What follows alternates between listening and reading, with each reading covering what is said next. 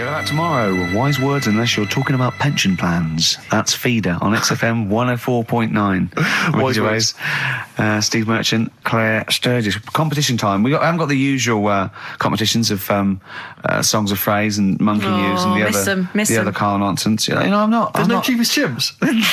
There's no cheapest chimps this week. Right, I'm devastated. it's back next week. It's back next week. I don't know. Although let's just do a quick cheapest chimps.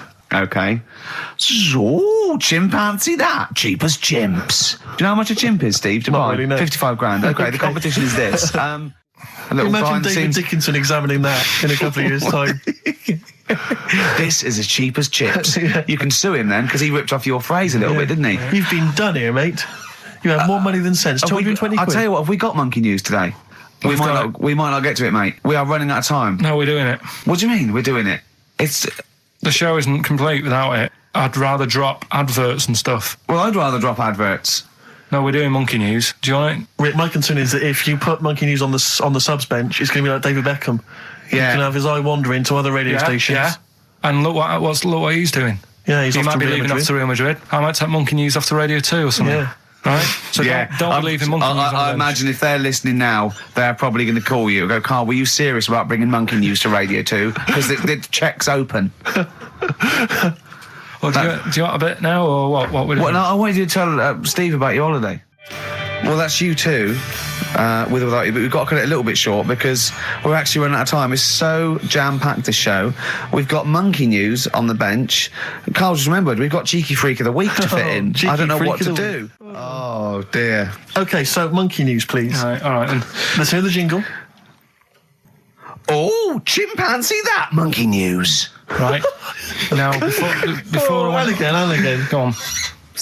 Oh, chimpanzee that, monkey news. Brilliant. Right.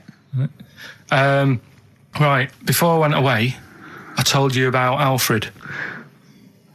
He was the monkey where there was a robbery going on in a bank. Yes. And then he nicked the robber's loot and backed out. Yeah. With a gun. Yeah, he sort of stole. He robbed the robber, didn't he? Yeah. Did he take his gun as well? He took the weapons. He took all the weapons. There was like a couple of robbers. He managed because they were so amazed that a monkey was coming in. It was like don't talk shite twice. Right? Anyway, got a follow up to that. Okay. Now, what was that monkey's name? Alfred. That was Alfred. So anyway, because a lot of people wanted to know, well, you know, what did he do? Did he go off and have a holiday? Did he? No. Right, So the follow-up is, what happened is, the monkey had the guns, had the cash, which was $250,000. Sure. Right? It went back to the zoo. Right? All right, Carl, you're talking... Ricky, I get angry with you when you won't let him finish his monkey news. Right. Can we just get out of the official Imagine if people were interrupting Trevor McDonald. It wouldn't happen. I want to make sure I don't get anything wrong. No, of course not. Check the internet. So the monkey goes back to the zoo, right, where all the zookeepers come out and go, get him. He's got the guns. Yeah. He hands out a couple of guns to his mates. What? Right. His monkey mates? His monkey mates. So they've all got a couple of guns each. Oh, Carl, Steve, I can't, mate. I cannot just stand it. Honestly, I want to scream. Please, I really get annoyed with you. They tried to do him a deal. They said, how about if... I'm going. Tell him that. I'm going. No, I can't. Step out from a... Okay, we'll just do it. Look, don't listen. Step out and I'll paraphrase what I hear for you when you come back in. Step out. Now, please. I need to hear the end of this. This is monkey news. This is important stuff. Right. Ricky now has left the room. He cannot bear to hear, which is surprising to me. Right. So anyway, they've got the money and they say to the zookeepers, how about we give you some cash? Yes. And they go... Oh. Sorry, hang on. Sorry, the zookeeper said that to the monkeys? Yeah. Right. No, the monkeys who have got the £250,000 right. say to the zookeepers, we'll sort you some money out if you let us go. Sorry, the monkeys say to the zookeepers, we'll give you some money? Yeah. You don't see any problem with that? Right, listen. Okay. It's nearly finished. Right, I'm listening out there. This is ridiculous. What do you mean the monkeys say? What do you mean the monkeys say to the zookeeper? They were probably holding the money out, like kind of going, look, we'll do your deal. Right, okay, come on. And what happened is, I think they were happy with that. I think they left, and that was that. They wanted to get out of the zoo because they didn't like it in there. There's the thing. Right, I don't... Just have a look. Right, Carl, think. Right, how did they get out in the first place, this one? Just let Steve have a... So why did he go... So he went and robbed... He thought... What, he knew there was going to be a robbery that day, did he? He might have been getting some money before they went to escape, and then that happened and they had more money. They might have been withdrawing some stuff out. What do you mean? No. If he was planning on leaving the zoo, he's going to get his savings. What are you talking about? What have you read there, Steve? I've got a feeling this is a review of one of the Planet of the Apes films. I think it's Escape from the Planet of the Apes. I'm not certain. It could be Beneath the Planet of the Apes. Right, what... I mean, Carl, think. Please think, right? So this monkey, right, he leaves the zoo, right? So he leaves the zoo, which he can do, presumably what? They leave him the keys or what? They're chatting to him, they might as well. He goes to a bank. What's he thinking of doing? Sees a robbery, probably by chance. He probably wasn't tipped off, was he? Or has he got one of those police scanners? Probably got one of those police scanners. Well, I think he was going to the bank to get a mortgage to build slightly... I think he wanted an extension, didn't he, on his cage? Think of that. And so I love the fact that he hands out the guns and they do a deal. It's honestly, you've got the best mind working on radio today. It's incredible. The only person who makes less sense is Terry Wogan. He goes up and down, doesn't he? I can't understand his sentences because I don't know. No, it's like free-form poetry. Yes, I don't know whether it's the end of a sentence, in the middle, Sure. a new one. Yeah. But let's have the jingle again, a record, and then we'll probably have to wrap up the show, I imagine. That was chimpanzee that monkey news. Karl Pilkington, well, you know what it's time for, don't you? Chimpanzee that monkey news. It always gets me, that jingle. It's a joy. Once more, please. Well, Carl, do you reckon you could sort out to whether our people have real jingles with their name on it and don't have to say who's in the room, what's happening, and do their own jingles? Well, Christian's got one for it. For Monkey News, that he does. Why is Christian doing Monkey News? I don't understand this. Because he did it ages ago. So you ripped it off of Christian? I haven't ripped it off. I said to him, there's enough Monkey News to go around. Right? But hold on, though. I don't want cast-offs. I thought this was your idea. Well, let's not do it. But what's No, but new? wait. What's new? What? There's Monkey News out there. I mean, if he wants to have a meeting in the week and say, well, this is the news I've got, the way I see it is, he can do it in the week. He's doing like the news at 10 type Monkey News. We're on a Saturday. We're like the, Jeremy Paxman Monkey News night. We look at stuff more in depth. Well, you very much get behind the Monkey News, it's true. Yeah. You sort of interpret it. You give it your own spin. You're the man behind the monkey behind the news. I mean, I know that. Yeah. So ours isn't called Monkey News anyway. It's sort of generic term like the news. But ours is called Chimpanzee that, isn't it? Yeah, but he's seen a bit of Monkey News in it. Right. So are we doing it or not? Well, I've got no reason to stop doing Monkey News. He probably played Radiohead as well. Well, should we not do that? I said that David Attenborough did Monkey News before all of us. Do you know what I mean? But I personally don't listen to Christian because I don't get up that early. So, I'm missing out on a lot of Monkey News. I'm not saying I don't listen to it because I don't get up that early. I'm not saying it's a bad show. My point is this. There's a lot of people I imagine who don't listen to Monkey News in the week. Perhaps they miss it or they're busy. It's nice to have a little kind of omnibus Monkey News at the weekend with Karl Pilkington. So that's what this is. So we're doing it then. Let's play the jingle. Chimpanzee that monkey news night. Excellent. Good. So we'll sort of get some monkey experts on maybe next week to dissect it. Right. You ready? Yeah. Right. There's this monkey. Right? Oh, yeah. It's called Jack. Yeah. Right.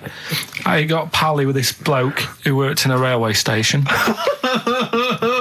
How? Pen pals? I don't know. I didn't say all that. Internet, I'm just telling you. I'm shortening Chat it. rooms on the internet.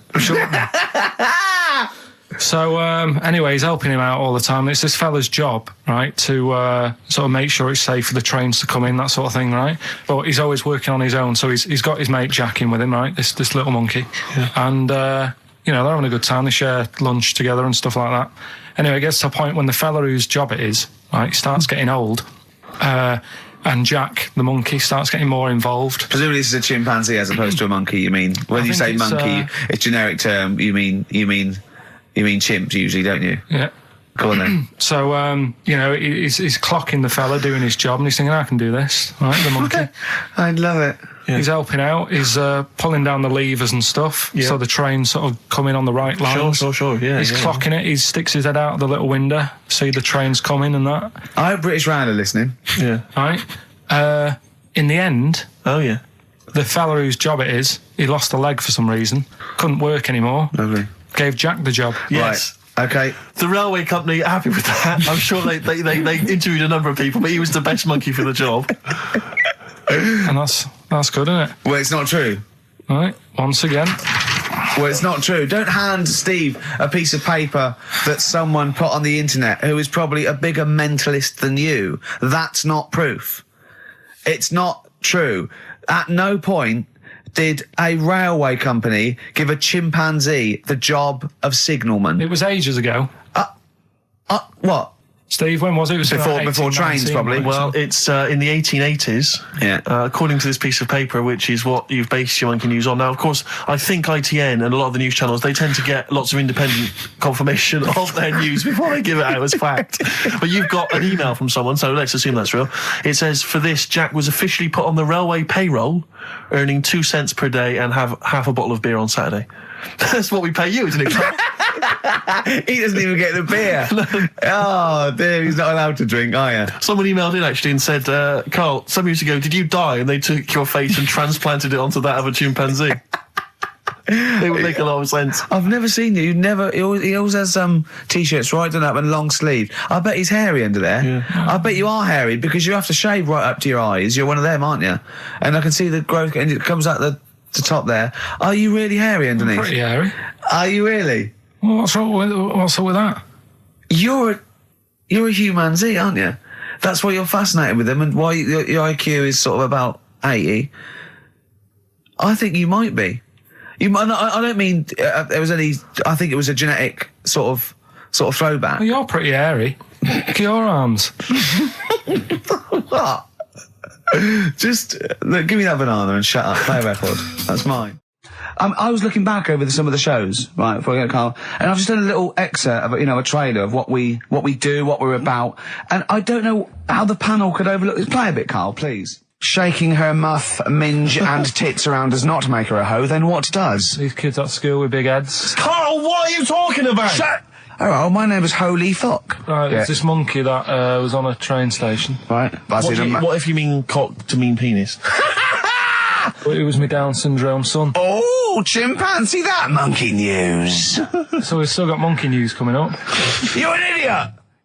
You know what I mean? That's, to me, quality broadcasting. Really? No, because it's... Any negative, Carl? He was like this when you came up with Cheap as Chimps. He wanted to drop Rockbusters. What was the other thing he didn't like? That other TV idea I had. Yeah, what, putting a baby in a room, set it on fire and see if it can make his way out? Setting the room on fire. Let's not get silly. No, but he didn't like that, did he? I mean, I don't want to blow my own trumpet, but it does seem to me that my criticism of those things is probably justified. I mean, Cheap as Chimps, where is it now? Wow. Donald McIntyre took it. Not really, Carl, not really. It is but a pitiful memory. Right, let's have another tune and then maybe some monkey news. Yeah. Well, actually, now you've sort of mentioned a bit of monkey news, that I've found something in the week, right, that we've talked about in the past, right, that I've got some other monkey stuff, but this is just, forget it. What? Come on! What's the matter with you? Right, do you know that thing we did ages ago? What? When we were out one day and we were talking about monkeys in a room with a PC, and if you leave them in there long enough... Yeah, eventually an infinite amount of monkeys, or one monkey in an infinite amount of time, will eventually type the complete words of Shakespeare, yeah. Right, we talked about that ages ago. Yeah. I said it wouldn't happen. No, it doesn't make sense. You can't say it wouldn't happen, it doesn't make sense. It's a mathematical conundrum. It doesn't make sense. Go on. Anyway, right, they got a couple of monkeys. Alright, so not an infinite amount then. Okay, so, alright, but never mind. Yeah. Got a couple of monkeys, put it in a room. Yeah. I don't know if it was one PC or they got a job lot or whatever. Not an infinite amount then. And left them in there for a month. Oh, not an infinite amount of time then, either. Okay. So 2 monkeys a month. Okay, go on. Yeah, I see the experiment's working so far. About 8 monkeys. Oh, 8 monkeys. Oh, let me just work that out as a fraction of infinity. It's infinity, 8 into infinity. Oh, God, a month. And what happened then, Carl? Did they type the complete works of Shakespeare? I'm assuming they No, did. they only did a proportion of it. Okay, they just did Macbeth. What happened then, Carl? Please tell us. They didn't have anything. They didn't come up with anything. You're an idiot, Carl. You really are an idiot. Play a record. That's ridiculous. What did you expect? What did you expect? Yeah, A bit of Keats. And Pastry of the Radio Times by one of them, the cleverest one. No, but what they did say is they didn't even write one word out. No, you don't. No, infinity or nothing. That's the point. There's a big leap between any number you could think of and infinity. In fact, an infinite leap. Do you understand the concept of infinity? Don't rub your eyes. I lost him on Do You? Yeah. Didn't I? Right, play a record. Did they type nothing from like any of the Tarzan books? Nothing. But they must have read them. I mean, that would be their favourite, surely. I'm stunned. I can't believe they didn't even do like a transcript of Every Which Way But Loose. Yeah. I can't believe it. They must have chosen some really thick monkeys. They didn't type any of Charlton Heston's speeches from Planet of the Apes. I can't believe it. It doesn't make sense. It doesn't make sense. You'd have thought 6 monkeys in a month would have done something. Yeah. At least a script for BJ and the Bear. The irony being, of course, in BJ and the Bear, that it was a monkey, not a bear. Really? No, come on, we should do monkey news now, because I know you want to save it, but I think you should put your best stuff first. You never know what will happen, you know what I mean? Always put your best stuff out there. Let me just get it out of the... Okay, well, while he's getting it, can we have a jingle for monkey news? Yeah. Chimpanzee that monkey news. Tell you what, right, about putting your best stuff first. Yeah. Right. Do you know we were saying the other week about in Chinatown? Not really a town. Well, it's not a town, right? And like the restaurants, they have like those horrible dead ducks and chickens just hanging in the window. Yeah. an octopus and all that just hanging there. Yeah. And that doesn't like make you want to go in, does it? No, sure. This morning, walking through Soho on the way in, walked past this sort of strip joint place. This woman said, "Do you want to come in, sir?" All right, turn round. She must have been about 80. So you're equating her to a hangy bit of octopus. Well, you said, are you performing? And a chicken. I'm just saying, again, put your best stuff at the front door. Yeah, good thinking. Right, anyway, bit of monkey news that's been sent in. Right. Gareth in Catford. Right. Good work, Gary. Basically, it's about this monkey Oh, yeah. Oh, yeah. in the jungle. Yeah. It's got a gig at an hairdresser's. What are you talking about? What are you talking about? What are you talking about? It's got itself a nice little job going in an hairdresser's. As what? It gets people sitting down, and what it does before the people have their hair cut, that it sort of sits there, and it goes through people's hair, makes sure it's clean, and people are loving it. Right, backtrack. So it's a pet monkey. It's nothing to do with it getting a gig in an hairdresser's. It's a pet monkey. It's not working at Monkey and Guy. Yeah. No, seriously, it's in there. I think it might have started off as a job, and then. So what does it say? It says junior £15, stylist £35, and the monkey £63. Sorry, I didn't quite follow. It's in the jungle. It was wandering about. Right. Maybe it did. But it looks good. Its hair looks good. Someone thought, hang on. But never ever. You see, people make that mistake with hairdressers anyway. I always say, well, if the hairdresser's got a good haircut, go to where he's going. So, Can we just go back to monkey news for a second? So anyway, that's why. Yeah. I didn't quite follow why he's still his salon is in the jungle, or where is it? No, he was doing what he does in the jungle, right? Right. He's walking about. He wanders into the hairdressers. Yeah. Maybe they didn't have him on as a job straight away. He was just there. He was training, this is nice. He's sat there picking the knits. And Carl, I don't know where to start. Then it's just it's the embellishment. You don't walk in. He walks from a jungle to an hairdresser's. I mean, you're an idiot. You really are. I'd love to see you try and get a job in an hairdresser. If there was another monkey up for it, you'd never get a job. So he was good at that. People said this is relaxing. Apparently he had really nice hands, soothing, right, on people's heads. They said, let's put him on the payroll. So Let's put him on the payroll. What do you mean? Yeah, I'll give you that. Okay, this is the news item, is it? Customers are queuing up to have their hair done at a salon in the jungle There you go. by a monkey. Judy, a pig-tailed macaque, has a reputation as the best exterminator of head lice in Concane. There you go. She is so good, some customers fall asleep under her gentle touch. Regular Amporon Chekema said, Judy's hands are so soft and gentle, I really feel I can relax. But you know that is doing what it does naturally. It's looking for, like, salt and stuff in the hair. Yeah. And nits. It's not on the payroll. It doesn't complain about when it gets deducted at national insurance. It's not part of the union. Yeah. Do you know what I mean? but a good monkey news, backed up with good tabloid journalism. With solid evidence there. So no, I think maybe we should start marking the monkey news, Rick. I don't know what you think. Giving it marks out of 10, maybe. For both interest and validity. Well, for interest, I'll give it 7. For Karl believing that there was something to this monkey, thinking it had a job and getting paid. But it was also doing kind of perms 2 and colouring. 2. Yeah. Ridiculous. Again, ridiculous. More monkey news next week. Hopefully let's just hear that jingle again. Oh, chimpanzee that monkey news. The reason why I had to die. Did I bleed the blood of greed? What was my destiny?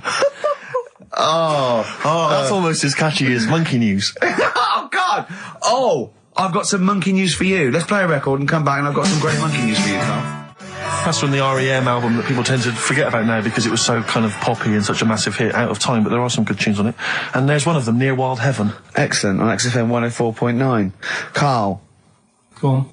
Watching a programme yesterday, and it was about these Japanese snow monkeys.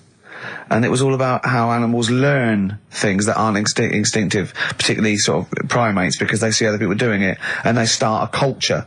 And they can pinpoint when one monkey first went down and got in the hot water springs and stayed there because it was hot, and the others copied them, and now it's part of almost a culture, that won't be handed on because it's not instinctive, but has to be learnt each time.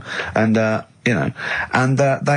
they groom as normal, like other monkeys, right? But they're really intelligent. And, obviously, the reason they groom other people, other monkeys, is because they eat the mites. But also, the monkeys have learned they like being groomed, okay? So they showed this one monkey, it went to a deer, okay, and it was grooming this deer to get its mite off it, right? But then it didn't eat it. It held it in its hand, it went over to a monkey, put the mite on itself to show the monkey it had a mite, and got a free grooming. That's extraordinary. That's extraordinary. That is extraordinary. Because it gave up the food, knowing that if you put one there, this monkey would look for mites on it, and it would get a free grooming, and it was like having a little massage. What do you think of that? It's not bad. I've got some better stuff coming up later. On monkey news, on the official. Yeah, do you see that? Just see what mine though. Mine's true. I mean, that's an interesting and extraordinary. It actually happened. It's social behaviour amongst primates. Actually, so I saw it. It was, Did it rob a bank, Rick, at any time? It didn't rob a bank, and it didn't open a hairdresser's. See, that's what you're letting. That's what you're letting yourself down. It's not quite good enough, is it? My monkey news. No, I got some. See the difference where I named the species, explained it slightly, told you an interesting fact, as opposed to there's this monkey, right? And look at him looking at you. Yeah, he's not interested, Rick. Can I tell you now? Can I try and describe for people the face that Karl has? I'll tell you what it's like. It's like if you draw some eyes, a nose, and a mouth on a balloon, and then inflate it to about half full. That's what Karl's face looks like. That's what his head looks like. It looks like a face you've drawn on a balloon. Very small, the rest of the head huge. It's just that today I'm a bit tired, right? That's one thing. Why are you a bit tired? I just haven't been sleeping, right? Why not? I don't know. I've got a lot going on in the head. Oh, this would be like The Simpsons. If we could actually look in there, there would be 2 monkeys grooming now. Yeah. Well, I noticed someone's emailed here a link for, can you believe you luck, Karl? Monkeys for sale. Now, I don't endorse this in any way, but here you are. Here's a monkey for sale here. Oh, that's terrible. $2,500. It says male, very smart little guy, loves to play and gives kisses, wears diapers and clothes, has been around lots of people and loves them, healthy and loves to eat. It's dear, Sounds like Ricky. How much is that? Well, it wasn't Carl, because it says loves to be around people. Yeah. There's a gibbon there. A gibbon for... Too pricey, though. It's like that Donald McIntyre programme he did, that Cheapest Chimps programme. He didn't do Cheapest Chimps. He didn't do a programme called Cheapest Chimps. Saying that, but... Well, he didn't. There's at no point did Donald McIntyre do a programme called... Play a record a minute. Play a record. So let's have official Monkey News. Play the jingle. Oh, chimpanzee that Monkey News. Right, we've got to be quick. Go on, then. This is something that was sent in to me ages ago, and I don't know why I haven't done it yet, because it's brilliant. We were talking about monkeys typing, the Shakespeare theory and all that. Well, this is about a little monkey called Marty, right? Basically, it's in some science lab, right? It's in there. It was wandering about out of its cage, right? The lab fella was busy on the phone or something, right? And typical. It's wandering about. It goes up to a PC that's in the corner, a little computer, types down, "My name is Marty," right?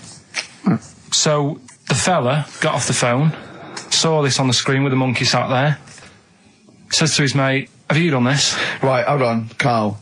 Let him finish. Before you question, always let him finish. I don't know what to do. Time's against us, come on. He said, "Have you done this?" He says, "Done what?" He said, "This on the screen here saying, 'My name's Marty,' right?" He goes, "What are you talking about?" As he's having an argument with his mate saying, "You're lying, you did it," monkey's sat there typing, "This isn't a practical joke. My name is Marty." Right, and that's the end of the story? I'm not coming in next week. I think we need a week off. I actually think we need a week off. It's doing a web chat or something. You can go online and have a chat with it. The monkey's doing a web chat?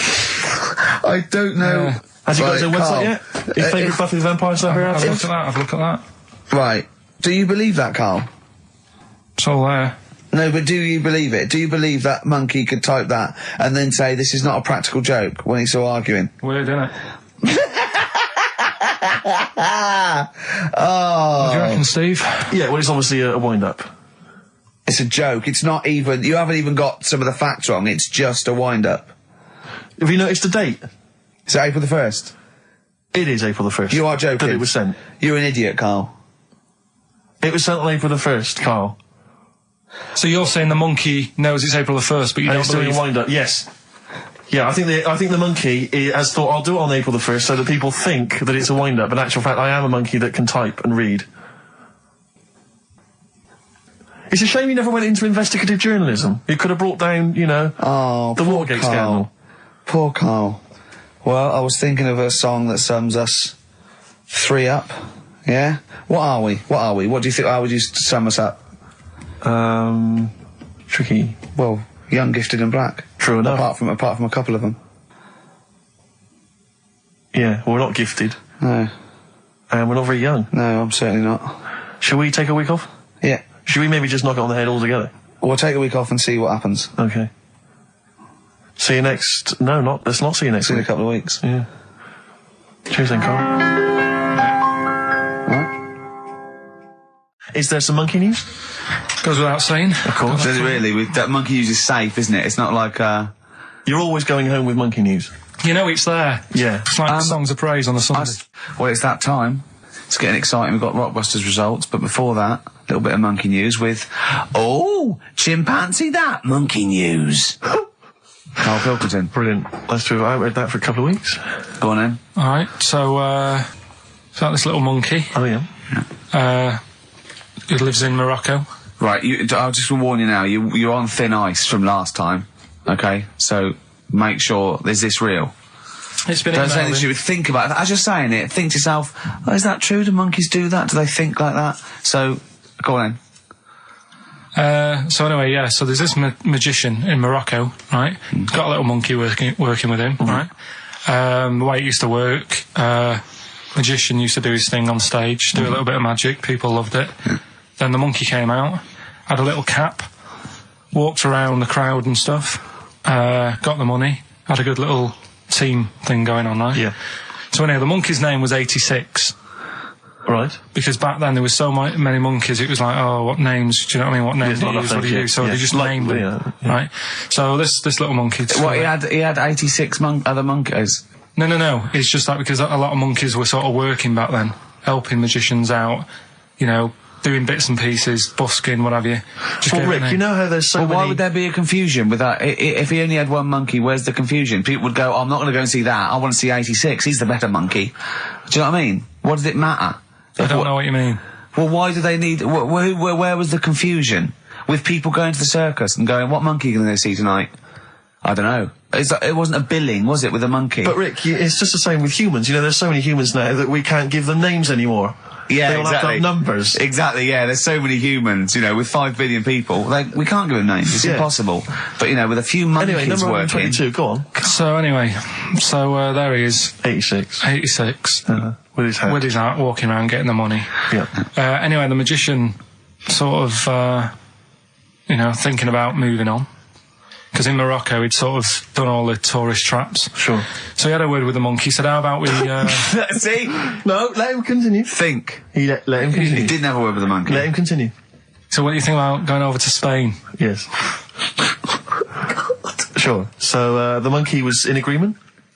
So he said, all right, go on then. Right, so they get in the car, and, like, the magician knew he'd have a bit of a problem on his hands because you're not meant to take monkeys out of the country. Yeah. Right? So he thought, right, what I'll do, I'll get a car, right? Right. Stick the monkey in a boot, right? Get on the boat and hopefully sort of, you know, stick it in some luggage and what have you. Yeah. We'll be over there, we'll be earning big money, everything's going to be great. So the monkey was like, brilliant. So they get in the car, they're on the way to the boat, and pull over at a petrol station. And just before filling it up, he opens up the boot and he goes, "You all right in there?" And it's like, yeah, it's sound. So he leaves the boot open so it can breathe and get a bit of fresh air whilst it's filling up. Goes in to pay the money. Yep. Pays the money, goes, I'm just paying for the... Right, this monkey is not going to drive away in that car, or we're never doing this feature again. Carl, what happens? What's number 86 up to? So... 86. So, That's the ending, isn't it? That's the story. Come on, let Carl finish the story. It better not be. Brilliant. You're going to love it. Right, so he's in the petrol station, and he's going, right, I'll pay for pump 4. And the fella says, what are you talking about? Pump 4, isn't that a monkey? No. Sometimes I use numbers for monkeys, sometimes I use... No, I mean pump 4. Sure. So Yeah, he says, what are you talking about? There's no car at pump 4. Right. Keep going. Sticks his head out of the door. Yeah. The monkey's giving it some. Went over to Spain on its own. I don't know what to do. Well, hang on, let's just get a couple of the facts right here. Right, what do you mean, couple of the facts, right? There are no facts. So, number 86. Number 86 he drove to Spain. You are, honestly, Carl, you must know. It was an automatic. Right. Carl, you must know that is shit. There is no way a monkey... That's the thing with He gets stopped at customs. It's mental. How did he get through customs, Carl? Has he got a passport? No, he was sneaking about because he didn't have a passport. So he parked and then snuck through. Do you want the facts? Let me see it. Right, I'll examine this, Rick, and we'll play a record. Play a record, because I can't... That's nearly as bad as the armed robbery. Right, go on. Yeah. Play a record. Better Suede. Yeah, stay together. My favourite. One of 86's favourites. We're stopping monkey news, by the way, until you start getting some credible ones, because that's it's ridiculous. It's not true. No, it seems mad. But no, but it's from the internet again. So anyone can go online, download that story. It's insubstantial. It's get ones from journals or where the source is quoted. Okay, or we're not interested. Or we're not. Well, you don't. Okay. So, same with on thin ice. We've pulled this once. We've pulled rock back. We suspended it once, and you came back again. So do you know what I mean? So go on then. Carl, I describe as those little red monkeys that you see on wildlife programs. They're in the trees and they scream when they see a leopard or something. I think so. Shave that. Just shave one of those little red monkeys and put some sort of old sort of Manchester gear on it, maybe. Yeah, you know what I mean? A banana rack and some baggy jeans. I'd like to see how the waiter would react to that. He's got a picture of a monkey, then he's got a picture of shaved. It's like he's got no hair, then dressed like some kind of Manx scally. He's over there. Yeah, he's over there. Carl's over there. That's what I do. Brilliant. Oh, is there any monkey news this week? It's been a problem. Why? it's not much has been going on this week. What, in the monkey world? In the monkey world. I don't know if they've caught on to the fact that they're getting coverage. They're keeping their behaviour hush-hush. Be a bit careful, but I found something. Why wouldn't you go to the monkey sanctuary down in Cornwall and just go around cuddling as many monkeys as you can? I'm going to tell you something now. Go on. Go in there next week. Are you? Yeah. Taking my mum and dad away, because like Suzanne's mum and dad. What, you're donating them? Most people put them in a home. What are you going to say? How your monkey sanctuary is cheaper? Taking them down, taking them down to Cornwall. Hold on, I thought you said you'd never go away with parents again. No, but that was Suzanne's mum and dad. Oh, is this to get even or something? So we'll do that, and then we'll can it, then. That was your outing. You're phoning both sets of parents over and goes, right, you won't be seeing us ever again on holiday. We've taken you away, Be careful that the monkey people don't buy you off your parents. Yeah. And don't make sure they don't leave any of the monkeys' food in the telephone box, because your dad will have that away. Play the jingle. Oh, is it it? Brilliant. Oh, chimpanzee that monkey news extra. Is there monkey news? I'll tell you what, I've been having a bit of a problem this week. Why? It's just been a struggle. Normally, I can come into work on a Monday and there'll be something that's happened over the Saturday, over the Sunday night. Do you know what I mean? Over the weekend, the monkeys have done something. Been very quiet. I thought I'll be all right. Let's see how the week goes on. I don't know if they've caught on to the fact that we're giving this coverage now, or I don't understand. Normally, people are emailing me stuff all the time about monkeys. Been very quiet week. Been checking. I was looking in books last night and stuff. Is there any monkey news?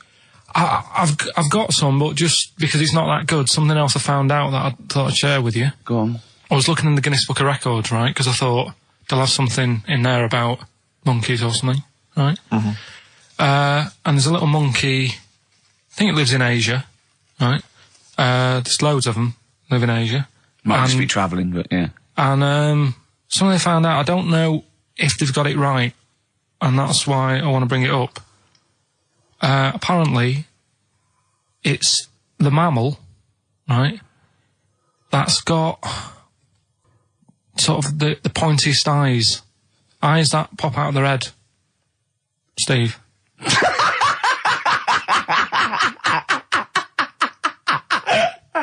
Now, the thing is, right, I thought that's interesting. Yeah. Apparently, it's the biggest with the sort of goggle eye type thing. Right, yeah, go on. Apparently, they come out of their head 1.6 centimetres. 1.6 centimetres? What, you mean they protrude? Yeah, they protrude from the head at 1.6. Okay. What? How long? Have you got a ruler, Rick? 1.6. He's having a go. I'd say I'd be a little bit annoyed if the monkeys beat me. Well, I don't think it has. That's what I'm hoping. Is there anything we can... I mean, what's 1.6? Oh, can you... It's about... Drop your trousers. It's, about 3/4 of an inch. What do you think? I don't know. Have they got it right, or what? Maybe I should come down to Monkey World with you next week. So anyway, that's not the monkey news. That's just something that cropped up. And Sure. I do know once, when we were playing pool in the office, I think Lucy was your partner. Yeah. It was me and Ash versus you and Lucy. And you were having trouble because his glasses kept slipping down. So Lucy pushed his glasses up his nose, but the glasses touched his eye. Do you remember that? Yeah.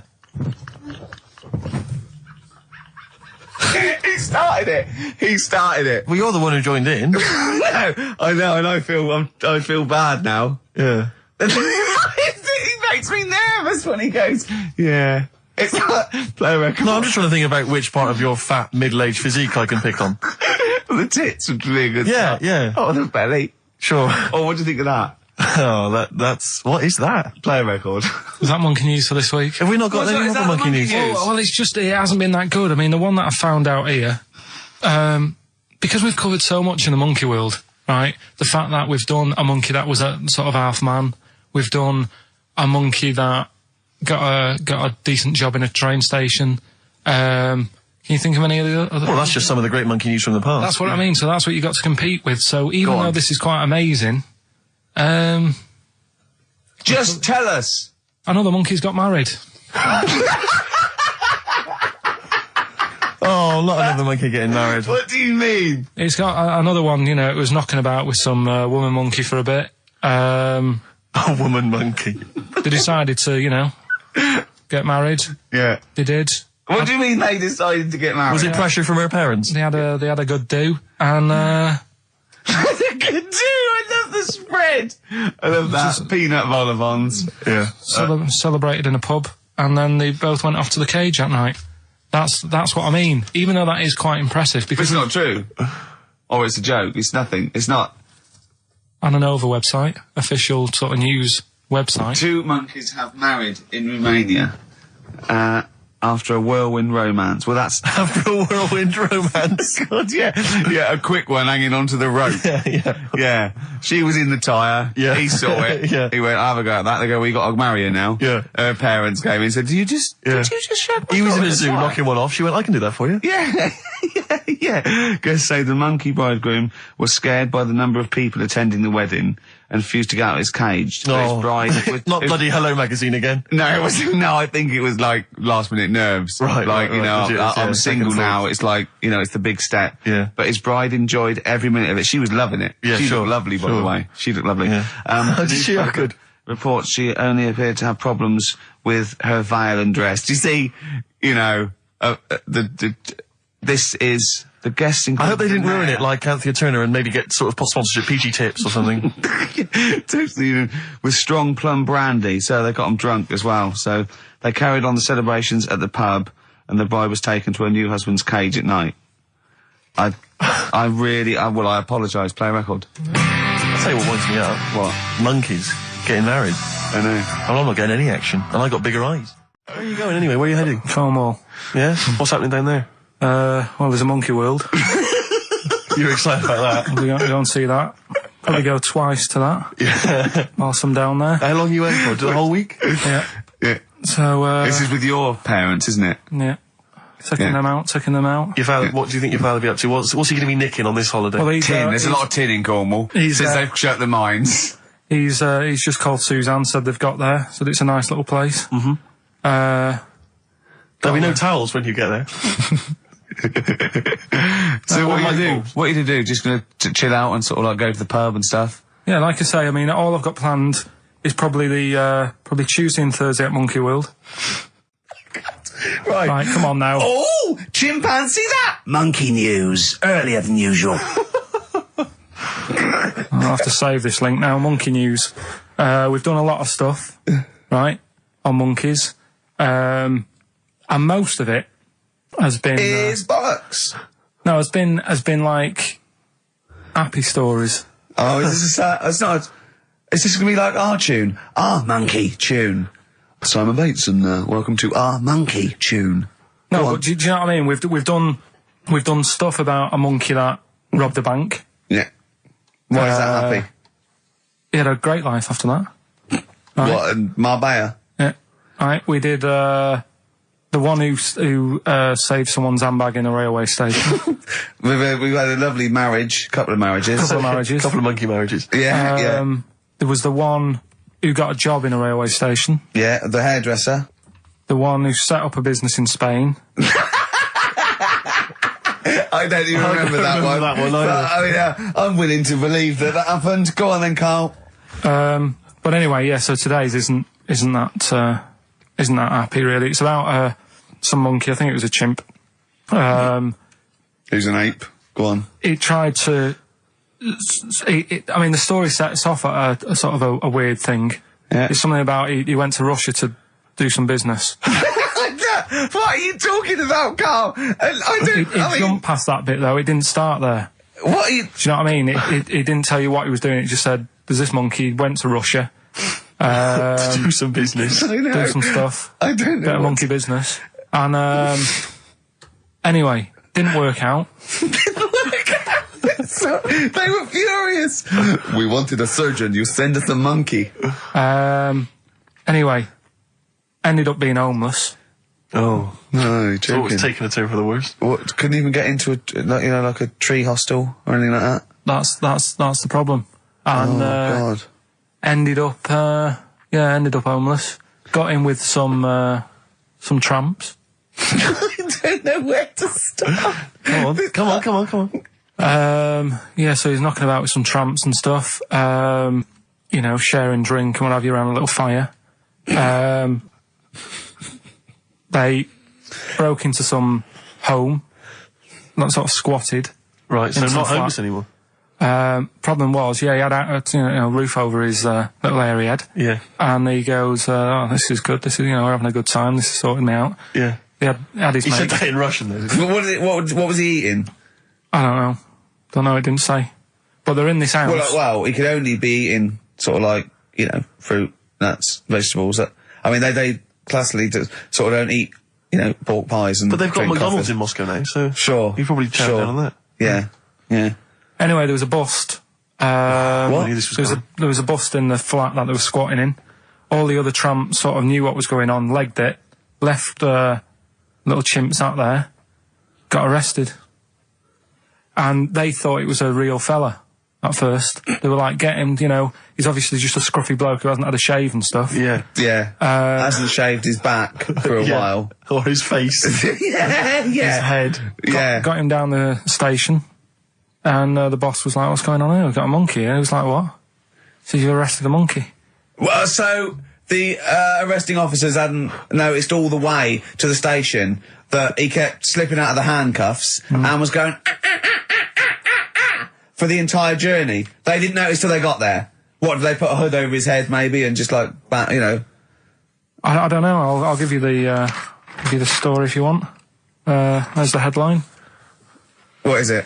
What's the headline, Steve? I don't want to see it, but... The headline, this is once again from supposedly reputable news organisation Ananova, homeless monkey arrested in Russia. Did you read on, or did you see the headline and make up that whole story? It's most of it is there. What isn't there? What bit isn't there then? I think Steve can have a look over it, check it out and stuff. Point out the embellishment for me, Steve, will you? Well, what it doesn't say is that the police didn't realise it was a monkey. That's what I was guessing. Really? That they got it back and they said, what are you doing? We've got a monkey here. And they go, yeah? Yeah. Oh, God. There's some more monkey problems in the week. Have you seen the Alfords advert with monkeys in? No. There's a new advert out for Alfords selling bikes and stuff. Yeah. It's got some monkeys in it. It's caused an uproar. Why? People are saying it's, dressing them up in tracksuits and that is, Taking the mickey out of Manchester. it's not nice for the animals and that. So there's been loads of But complaints they get a about free it. bike or something, do they, I imagine? I think they kept the tracksuits. Yeah. But, Shall I record that's the after thing, this though. cheeky freak of the week? No, I'm just saying we're not doing this to sort of, again, take the mickey out of the animals and stuff. These are true stories and that. I've just had an email here, monkey news. Yeah. From a listener. Monkey spotted holidaying in Cornwall. A chimp was spotted holidaying in Cornwall last week after befriending a family of 3. One onlooker said, it was incredible. He dressed and behaved exactly like a human being. He even settled the hotel bill at the end of their stay. The only telltale sign was his lack of table manners and the incoherent babble when he opened his mouth. There we are. So, Well, what do you think of that, Carl? that's the listeners, Carl. That's Joanne. Amusing, articulate, accurate. She remembered Accurate. it exactly who's there and everything, setting in the bill. It's all there. So, I mean, even though people think that you're slightly simian, slightly less than human on the evolutionary ladder, they do listen to you. So, I mean, I don't know who's more stupid in the end, you or the listener. Did you get to the monkey sanctuary? Because this was the big thing. You were going into Cornwall, you were going to visit the monkey sanctuary. I've never seen someone more excited. You had 2 days put aside for the monkey sanctuary. How did it go, Monkey World? We were on our way, right? I found like a little, in a little cottage that we had, right? It's like a little folder, with little leaflets in saying if you're into mountains, you want to go here. Yeah. If you're into castles and that. to Little Castle monkey World. on the leaflet, right? So I thought I'll be needing that. Took that out, made sure that's safe and Yeah. that, right? We get in the car, getting ready to go. My dad says, "Where is it?" I look on the back. It's in a place called Low or something like that, right? Yeah. So we're on our way. Can't believe me luck. It's going to be a great day and all that. Yeah. And then start looking at the leaflet, right? And noticed didn't have any chimps there. Yeah, it's not Monkey World. It wasn't a Monkey World. Well, what was it called then? Something like Monkey Town. Yeah, it was just it had like woolly monkeys in it. That's what they had. What? Woolly monkeys. What are woolly monkeys? Those things Johnny Vegas off the advert. Right. Loads of them. They're dumped now since ITV Digital went under, so they just put them in a cage. I don't understand. They're woolly. They're like they're sort of like little fluffy little baboon type things. Woolly monkeys. I mean, it's not your chimp. It's not your classic chimpanzee. So did the car screech to a halt? It was like yeah. It was like the mission in Armageddon. I just said abort. We're on the way back. So how far had you got before you bothered to read the leaflet? Probably about 5 miles away from where we were. So what did you do with yourself? You must have been distraught. Well, nearly the end of the show, but we wouldn't let them down, would we? You know what it is now, don't you? Oh, chimpanzee that monkey news. Right. Now, whilst I was in Cornwall, I wasn't online. I didn't have the internet, so it was like, oh, what am I going to do? And I didn't come back till yesterday. I thought there's loads going on that I don't know about in the monkey world and stuff. I was hoping to get some from the zoo that I was meant to be going to. Of course, that didn't happen. So I said to my dad, "Do you know anything about monkeys? Or have you got any stories with monkeys?" Brilliant. This is what Trevor McDonald does. Turned out, 9:45, he goes, "Got nothing." Dad, anything happened? You got anything politics? Anything politics, Dad? No. This isn't monkey news. I'm just giving you this free. Yeah, brilliant. Turned out one of his mates used to have a chimp. Right. What do you mean? One of his mates used to have a chimp? Well, two of his mates. Oh, sorry, yeah. I was thinking it sounds a bit far-fetched living in Manchester, like. But if there was two of them... He had a chimp. Had to thump it in the head. For doing what? Answering back? Oh, God. Tried it on with his wife. Had to thump it in the head for trying it on with his wife. I love it. It's a proper fist fight in a pub in Manchester. Oh. I'd call him up, but he's one of them who like swears all the time. Right. Oh. I mean, it'd be good to get him on and just... Let's interview him. Can we not interview him pre-record? We can bleep out the swear. I'd love to hear his story. Do a lot of work, that. Yeah, well, we're not scared of work, are we, Steve? I'll get myself if you can't be bothered. Yeah, I'll have a word, I'll sort it out. Yeah, try to sort that out next week. Sort that out, yeah. Well, don't tell us the rest of the story then. Let's let him say in his own No, words. but there was another one as well. When you say you can get him on, but he swears a lot, you mean the monkey? Okay. I'm assuming he's more coherent than your dad's mate. But there's him, and there's some other fella he knows who had a funny name. I'll have to find out, because you'll love his name. But he was a drag artist. Yeah. And I think he said my dad went round one day, I don't know why, right? Went around there, knocked on the door, chimpanzeed. Carl, I don't know what you're doing, mate. I don't know where this place you live. Next door, there's an horse in the front room. There's chimps running round. Mad. Anyway, chimpanzee. Is that it? Is that the end of the story? There's a chimpanzee in the door, and that's the end. You sure it wasn't the drag artist before he'd shaved? no, I'm sure it wasn't your gran. Because I like the really airy ones that decide they can be female impersonators. Yeah, your gran. Anyway. Go on then. This is the monkey news. So you got that for free. What's this going to be like, Well, Steve? let's have more jingles. Okay. Oh, chimpanzee that. Monkey news extra. Okay. Right, another phrase. We've been talking about phrases today. Yeah, we have, Don't touch your granny when she's shaving. Yeah. Don't teach your granny to suck eggs. Yeah. Don't look a horse in the mouth. Yeah. Don't let the chin pass the jaw if you're tucking your cock in. Familiar with the phrase monkey business? No, never heard that one before, Carl. That's brilliant. Right, well, it came about. This has been emailed in and I haven't really had a chance to look at it, so I'm just weighing it up now. God. Yeah. It's the biggest shambles on air, isn't it? Really? I'm ashamed of it. I mean, What was Dr. Fox? Dr. Fox must have been really polite. He must have been thinking, I don't know how to put this. He must have wanted to scream and go, you shouldn't be in the radio authority. My parents listen online. I can't look them in the eye. Right, I think I've weighed it up. Long time ago, right? Yeah. In the olden days, yeah. in the Amazon jungle. Yeah. Right? Yeah. Little family of monkeys in there. Mm-hmm. Right? Having a good life. Right? Didn't have any predators in there. Right? So, they were loving it. Yeah. They had a load of food around them. They had loads of banana trees. Yeah. Right? No, I don't think so. No, they did. Sorry. Everything's going great. So, they're happy in that. They go to bed. Okay. Wake up in the morning, load of bananas gone. Oh, hang on, interesting. Hold on, wait a minute. So, Either your dad's been around, or... This isn't the great Amazon banana robbery, is it? So anyway, turns out it was another load of monkeys from another part of the island, from the rough bit. From the rough bit! I love it! They went into a middle class area. They're the ones with the earrings and the leather jackets. Oh, that is brilliant! From a rough part of the island.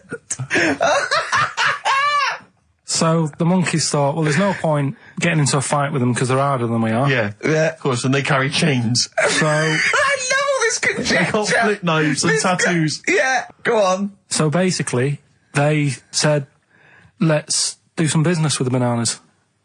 Let's do some business with the bananas. This is such shit! This is such... What are you talking about? Oh, Christ! Right, calm down, we haven't got much time left. Oh, God! What do you mean this is... Forget it. No, don't forget it! Carl, not seriously. Switch the record off. Switch the record off. Christ! Switch the record off, Carl. What are you talking about? What do they do? Oh. Let's do business with the bananas. Yeah. So they said, well, rather than them coming robbing them, we'll flog them. So that put a stop to it then. The monkeys came. They didn't have money. They said, give us some bananas. And it says So what, they exchange bananas for bananas? for berries and nuts. So that's where the phrase monkey business No, it's comes from. Little business to set up. Right, there, God. That's the end of that as well. So that's the end. That is a shame. That's the end of Rockbusters and Monkey News.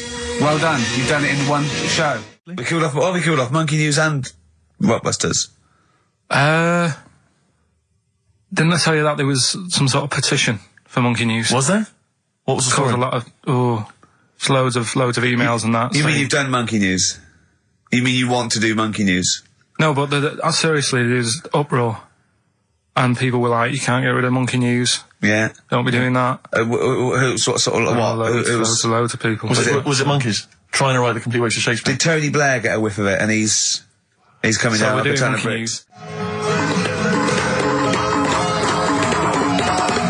Oh, chimpanzee, that monkey news! Excellent. So Monkey News time on XFM. Karl Pilkington, the man in the hot seat. Karl, what have you got for us? Okay, Monkey News this week. We've covered a lot of stuff. We have indeed. Now, do you know, like, there's places where you can go for, like, weekend rests and stuff, Sure. and you relax, you sit in a little spa, you might have a swim and stuff. Well, they've got a place done for monkeys. Of course we have. Right, they can go there, they relax, forget about all the stuff they've got going on in their head. They can have a manicure, Right. got nice meals, It's not called a manicure though. It's called a chimpacure. beauty them. treatments. Yeah. Right, they look good and stuff. Yeah, well, look good, feel good, yeah. Now, you might think, well, that's pretty normal. Well, The bit I haven't told you about is it's actually run by a couple of chimps.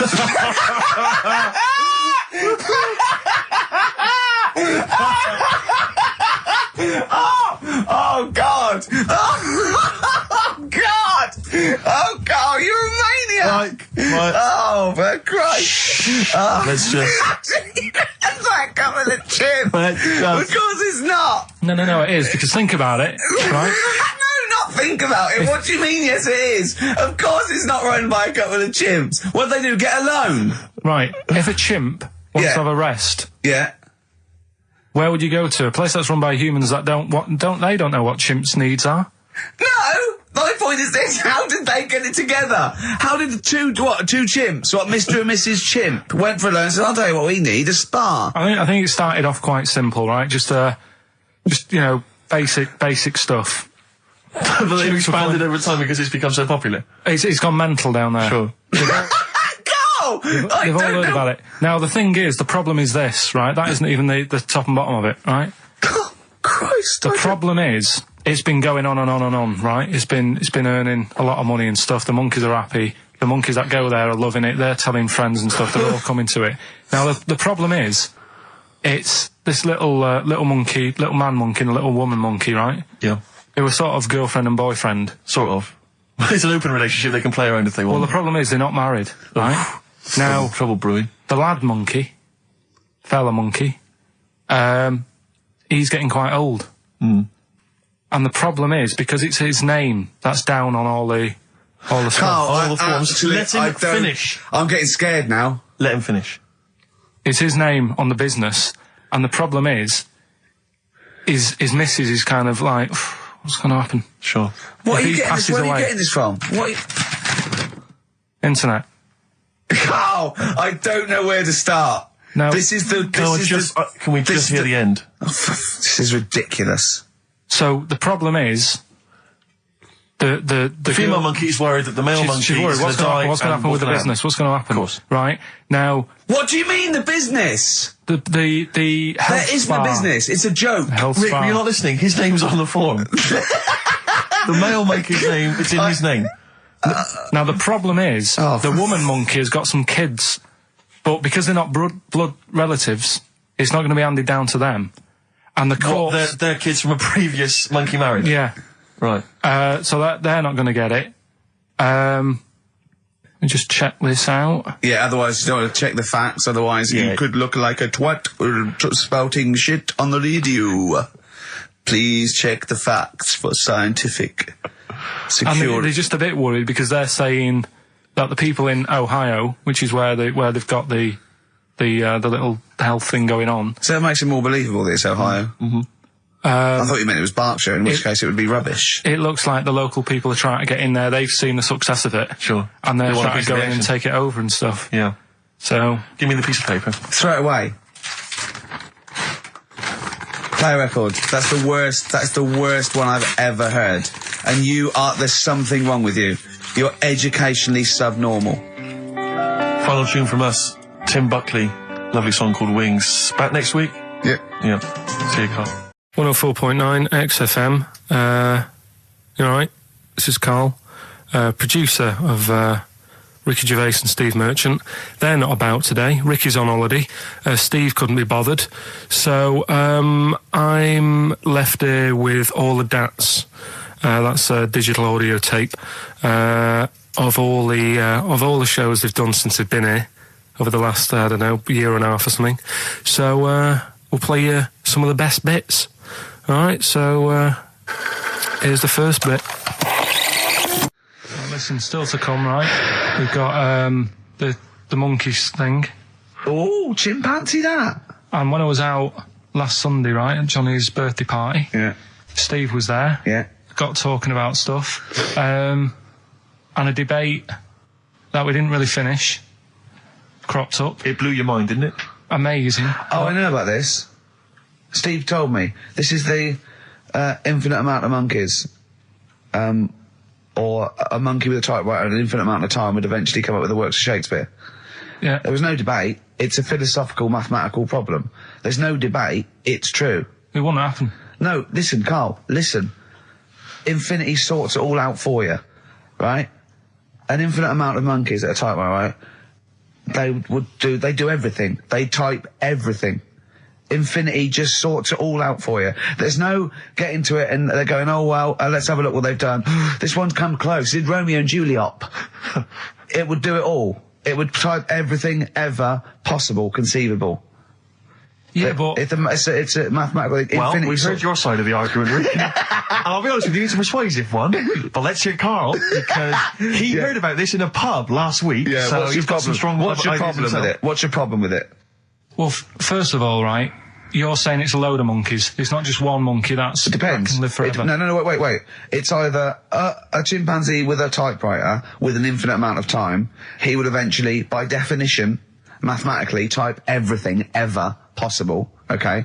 Or it's an infinite amount of chimps with typewriters, and one of them will type it first time. But already that's not right. You either need to have What do you mean? monkey. What? You mean Let's hear his employment point. laws? He What do you mean can- it's not right? Let's hear him out, please. Okay. If it's one monkey Yeah. with a typewriter that's got loads of ink in it and that, right? At least it knows what it's done in the past. It's not... Keep going. Crime. If you've got a load of monkeys, it's like if you have too many. What's that saying about too many chefs? Too many chimps spoil the soup. Right. Well, it's the same thing. It's like, well, I didn't tell you to put salt in it. I was going to put salt in it, and it messes it up. Whereas if it's just one, they know what's gone on. So what I'm saying is, just leave him go. I can't be bothered. I want to hear. I want to hear the rest. This blows my mind. He doesn't know what this does to me. It's a mathematical problem. I want to hear the rest. well, it's just I just don't think it will happen. What do you mean you don't think it'll happen? Infinity works it out for you by definition. Well, what's stopping them typing the same thing again? They would. In fact, the problem should be if you had an infinite amount of time that it would type. It works for Shakespeare an infinite amount of times and everything else an infinite amount of times. But you know, that's not as. But not Shakespeare. Oh, shut up, you idiot! Rick, do you know what he said to me? I said to him, I explained it to him. I said, God. you've got an infinite number of monkeys, infinite number of typewriters. They will type the complete works of Shakespeare. He said, have they read Shakespeare? You're an idiot! Play a I said record. no. I'm not having this They're not conversation. doing it from I'm not memory. having it because it really, really winds me up. But you're saying they'll do it with no spelling errors. Well, they do it an infinite amount of times. And they do it wrong an infinite amount of times. And they spell the last full stop wrong an infinite amount of times. And they get one thing wrong in Hamlet wrong an infinite amount of times. They do everything an infinite amount of times. But are they going off a story that they've... Play a record, Carl, because I'm going to knock you out. I'm just saying, Shut up! do they know the story? Oh, They're monkeys! Oh, Christ. No, Right, but- okay. Right. The Cure, obviously. Yeah. That song. Right, Carl's been taking phone calls for these clues. Right, and so everyone's been saying the same thing for the last one. He's been going, no, and I'm worried. I'm always worried. FD. I just overheard him on a call there going, oh, what have I been saying? Oh, no, it's FP. Dickhead. Right, give me the clues out. It's a rollover. Right, tell people, we're really sorry to anyone who would have got that right. Okay, right, do the clues quickly. Tell them it'll be a rollover, so we have to do 3 new ones. Do you not write these You're down, such Carl? a... I don't write the answers down in case Ricky looks over the thing and sees the answer. Why would I cheat? I'd rather you do something right with your life. Right, well, the clues were I've got 3 other jumpers like this one. Yeah. That was FT. Yeah. They got that, 4 tops. Yeah, that's all right. Good, well done. That bunch of people can't make up their minds if they want to sit in the sun or not. That was C. They were getting that. That was charlatans. Charlatan, right? A bunch of them, charlatans, right? What? What's Charlie? No, it's like, shall I go out? Shall we? Charlatans. They got it, right? Where I went wrong with this one, the Jamaican fella, he had to have some aspirin. Why? It's my fault, you know, I'm not cutting, there's no point passing the buck or anything. I said FD. A lot of people were saying, Fred Durst, like, forehead hurts, which is a good one. Yeah, which would have been as good as any of yours. But I made an error, so we'll roll it over. No. What is the answer? We'll roll the What is the prizes answer? over. Jamaican fella what? Add some aspirin, why do that? What's the thing? FP. FP, it was Frida Payne. Frida Payne. Frida Payne. Frida Payne. Frida Payne. That's awful. Carl, you've got to write these down next week. This is I'm right. sorry, You right. are. You're the producer. I know, but I've had a busy week, haven't I? Just doing That's stuff not for an the... excuse. That isn't an excuse. Our excuse is we don't care. Yeah. You do put care. the work in and then make a mistake. Yeah. It's better not to try than try your hardest and be rubbish. Do you see what the point? We don't care. But you've got standards. Yeah, and you're not meeting them. Think of that. You're not even reaching your standards. God. Right, well, that's that, I guess. Well, the prizes will be giving those away next week. Bollocks again. Just completely... Song for the ladies to end the show with. It's from Nick Cave's new album, Nocturama. This is a track called He Wants You. Back next week.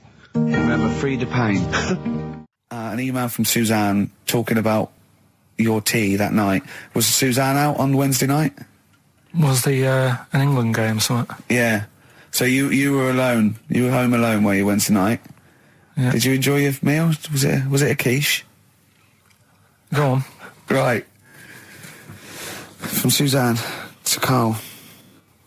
Take the quiche and put it on the baking tray. Cook for 30 minutes on 190. Take lettuce and put on plate. Take 3 tomatoes, wash and chop into quarters. Place on lettuce. Take an avocado, chop in half. Remove the stone. Peel skin and slice. Place on salad. Put salt and pepper on and a dribble of olive and balsamic vinegar dressing. Right? In brackets, small bottle behind the cafetiere. Right, in case he's reaching for bleach. Yeah.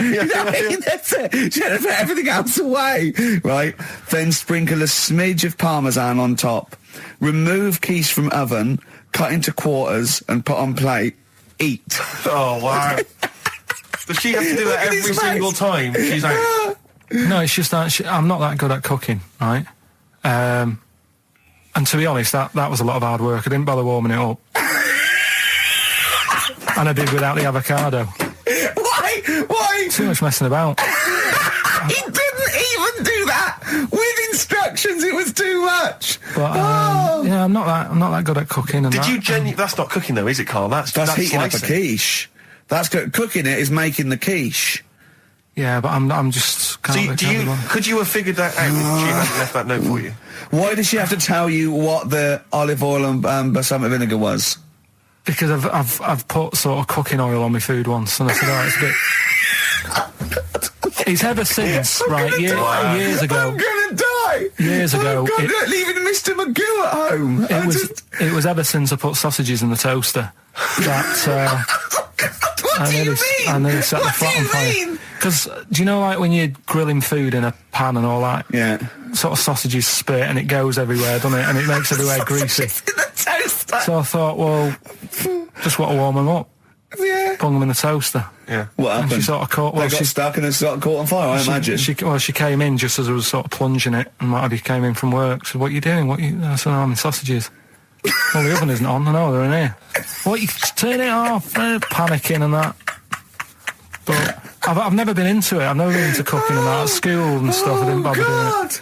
Oh, every time Suzanne comes home, she must think, please be the house still there. Yeah. Please not let me hear a fire engine as I come round this corner. Oh, God. She comes and goes, oh, God, thank God. I bet she's always happy to see you when she gets home and you haven't burned the place down or introduced some howler monkeys or something. Unbelievable. What I find extraordinary is there are people who are in sort of care in the community who don't need instructions No. on how to prepare food. Oh, they do. They can do it. Yeah, you show them once. Yeah, They and they've learned don't. it. Whatever you do, don't put sausages in the toaster, Johnny. Do you know what I mean? Yeah, and they've don't- learnt it. They don't put sausages in the toaster. What is it? They put their fingers in. But, yeah. All right, this is Carl, the producer of Ricky Gervais and Stephen Merchant on XFM 104.9. We're playing out some of the best bits. Hope you're enjoying it. Here's another one. Can I just ask Carl how he got on over Christmas?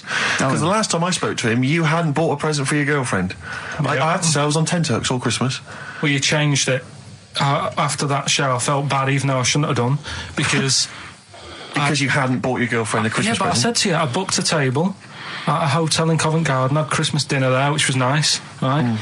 It's good food and everything. Didn't feel like enough to me. Well, then I went out and treated some stuff, and then... No. A couple of days before Christmas, he went, I took Suzanne to that hotel we're going to go to for Christmas dinner. We had tea and cakes. And I went, oh, you treated her? He went, no, she paid for it, but I was just showing her what it was going to be like. That was her extra treat. She paid for it. I love that. Brilliant. Yeah. Well, it was it was like 150 quid for a meal for two, which is pretty dear. So I'm not going to buy her cakes as well. I love that. All right, love, have anything you want. You pay for your own pudding. I'm not mental. Yeah. So you treated her to some other Yeah, stuff. some bits and bobs. And What, then so yesterday, she chose them and you paid for them? What, the presents? Yeah. No, or you no. chose them and she paid for them, but, you know, it's the No, thought that counts. I got them on the way home that Saturday. Well done. And what Past did you some buy? shops.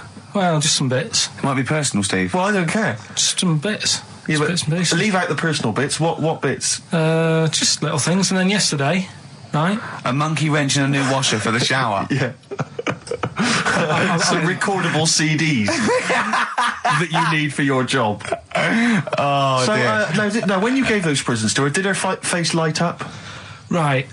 I don't want to tell you what they were, right? But she wasn't that impressed.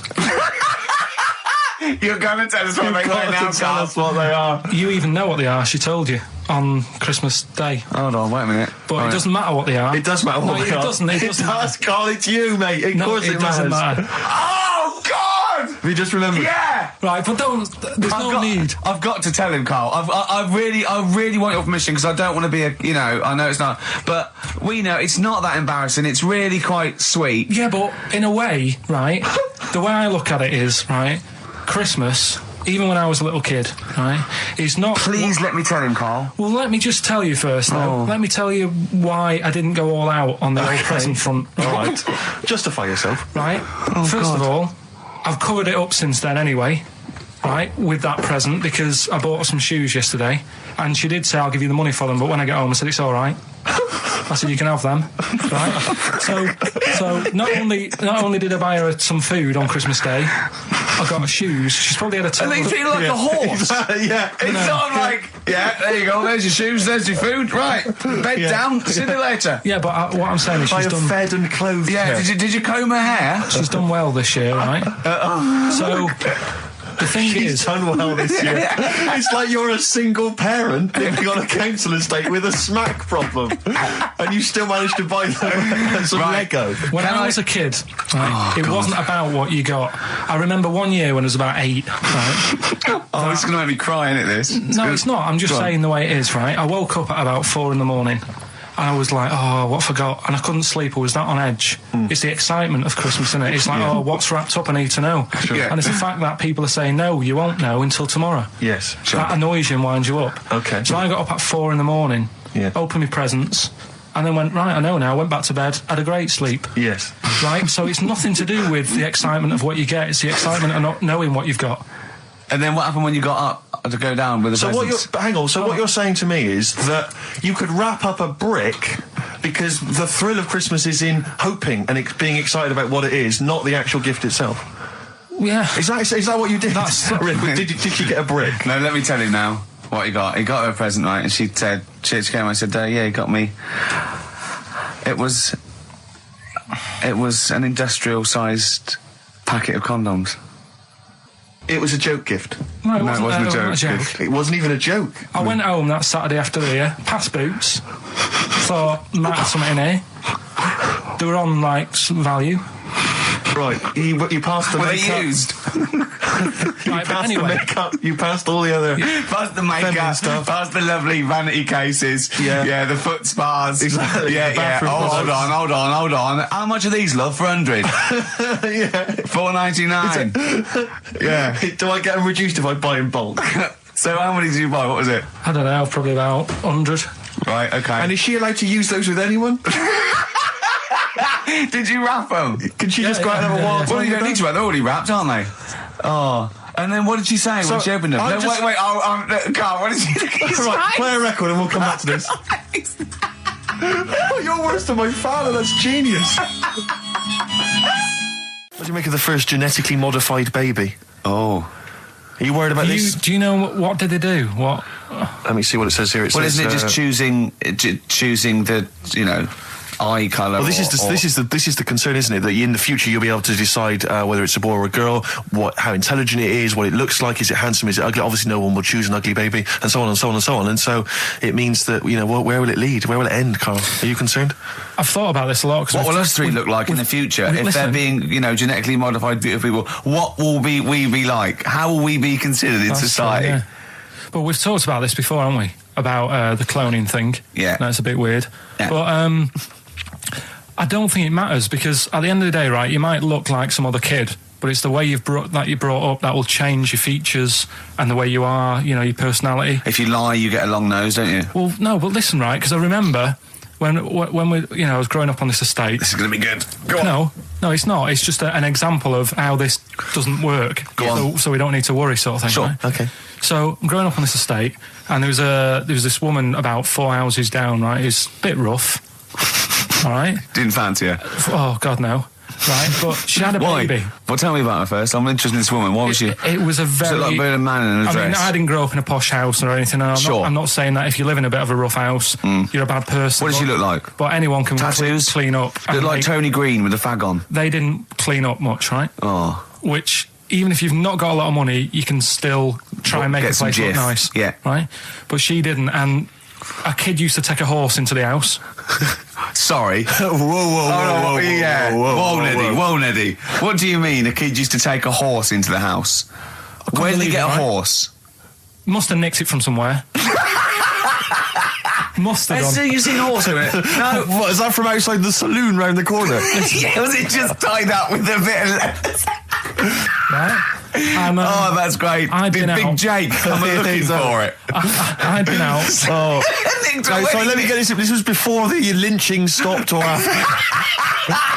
Where did he get a horse from? What do you mean he must have nicked it? His mum said, where'd you get that from? I bought it. All right then, but keep it out of the kitchen. I don't want you going Catlin rustling. Where did he get a horse from, Carl? And how long did he have it for?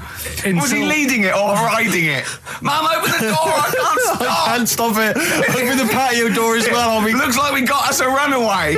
What do you mean? I don't know, but the thing is, they couldn't afford to buy one because they're not cheap. So I'm just guessing. Maybe that's wrong of me. But I think... He had a horse? Yeah, right. So That's why the family didn't have any money. They'd spend it on the horse. No, I don't think, that's what I'm saying. I don't think they would have bought it. So anyway... Yeah, it's wise to whisper, Carl, in case they're listening. Yeah. And They could be in the room next door. It's not buying it, it's keeping it as well. So I was like in the car with my dad coming into the avenue, and you used to have to drive down it to turn round and, and sort of go back to our house. You had the traditional method of transport. Yeah. And the horse was in the lounge. Reading a paper. Just like walking around. Oh, God! What? And when I was doing, I tried to earn myself some money once by flogging little flowers in plastic cups. What? This is genius. It just keeps coming. What do you mean you're trying to flog little flowers? What do you mean? Wait. Let's play a record. Let's play a record and come back to this. Wait a minute, It's always going to just unravel and unravel. It's going to go for hours. Let's play a track, deeper Carl. and deeper. It's like an onion, isn't it? We've created a whole world here where there's a man living with a horse. Just walking around the lounge. I come from the West Country. I've never heard anything like that. I just think of a big sort of like orange carpet, and it's got a rediffusion telly, and this horse going, I'm fed up in here. Exactly. This is really... I am not taking the rubbish out again. Yeah. Right, play a record. Let's have Velvet Underground. We've got that lined up. Oh, the classic from the first album. I'm waiting for the man. Let's come back to the horse in a second. Little flowers in pots. What do you mean? Probably you're thinking, Rick, isn't it time that we do our usual roundup of what's been happening in the news? Yeah. Which we always do every week. Yeah. We always do something, which is, I mean, basically, if you're listening and you're a new listener, say you work at a newspaper, we always try to be informative, just try and put stuff out there that just educates people, informs What are you people. thinking? Well, I said Monkey News is coming up, but what have you got? No, I was just looking on the net there and just found a couple of quite important news stories, probably worth mentioning. Policeman caught photographing. I don't know why it makes me laugh. It's just the phrasing, I suppose. It's the headline. Policeman caught photographing up woman's skirt. No, he wasn't up there taking a picture of Big Ben. He wasn't going, can I just sit up here? I'm just going to take a picture of that seagull over there. No. He was facing the camera up a woman's skirt. He was indeed. Right. A policeman in Japan is facing disciplinary measures after he was caught photographing up a woman's skirt with a hidden camera while on duty. The 42-year-old sergeant, who's not been named, used a digital camera to secretly snap the shots when the woman was reporting a stolen bicycle. So he was actually doing his proper job. He'd obviously thought to himself, I'll bring him a digital camera today. On the off chance a beautiful woman comes in to report a crime or robbery, I'll have it ready, I'll have it positioned, in such a way. But this is interesting. This is how he got caught. Okay? The woman became suspicious after she saw a flash go off.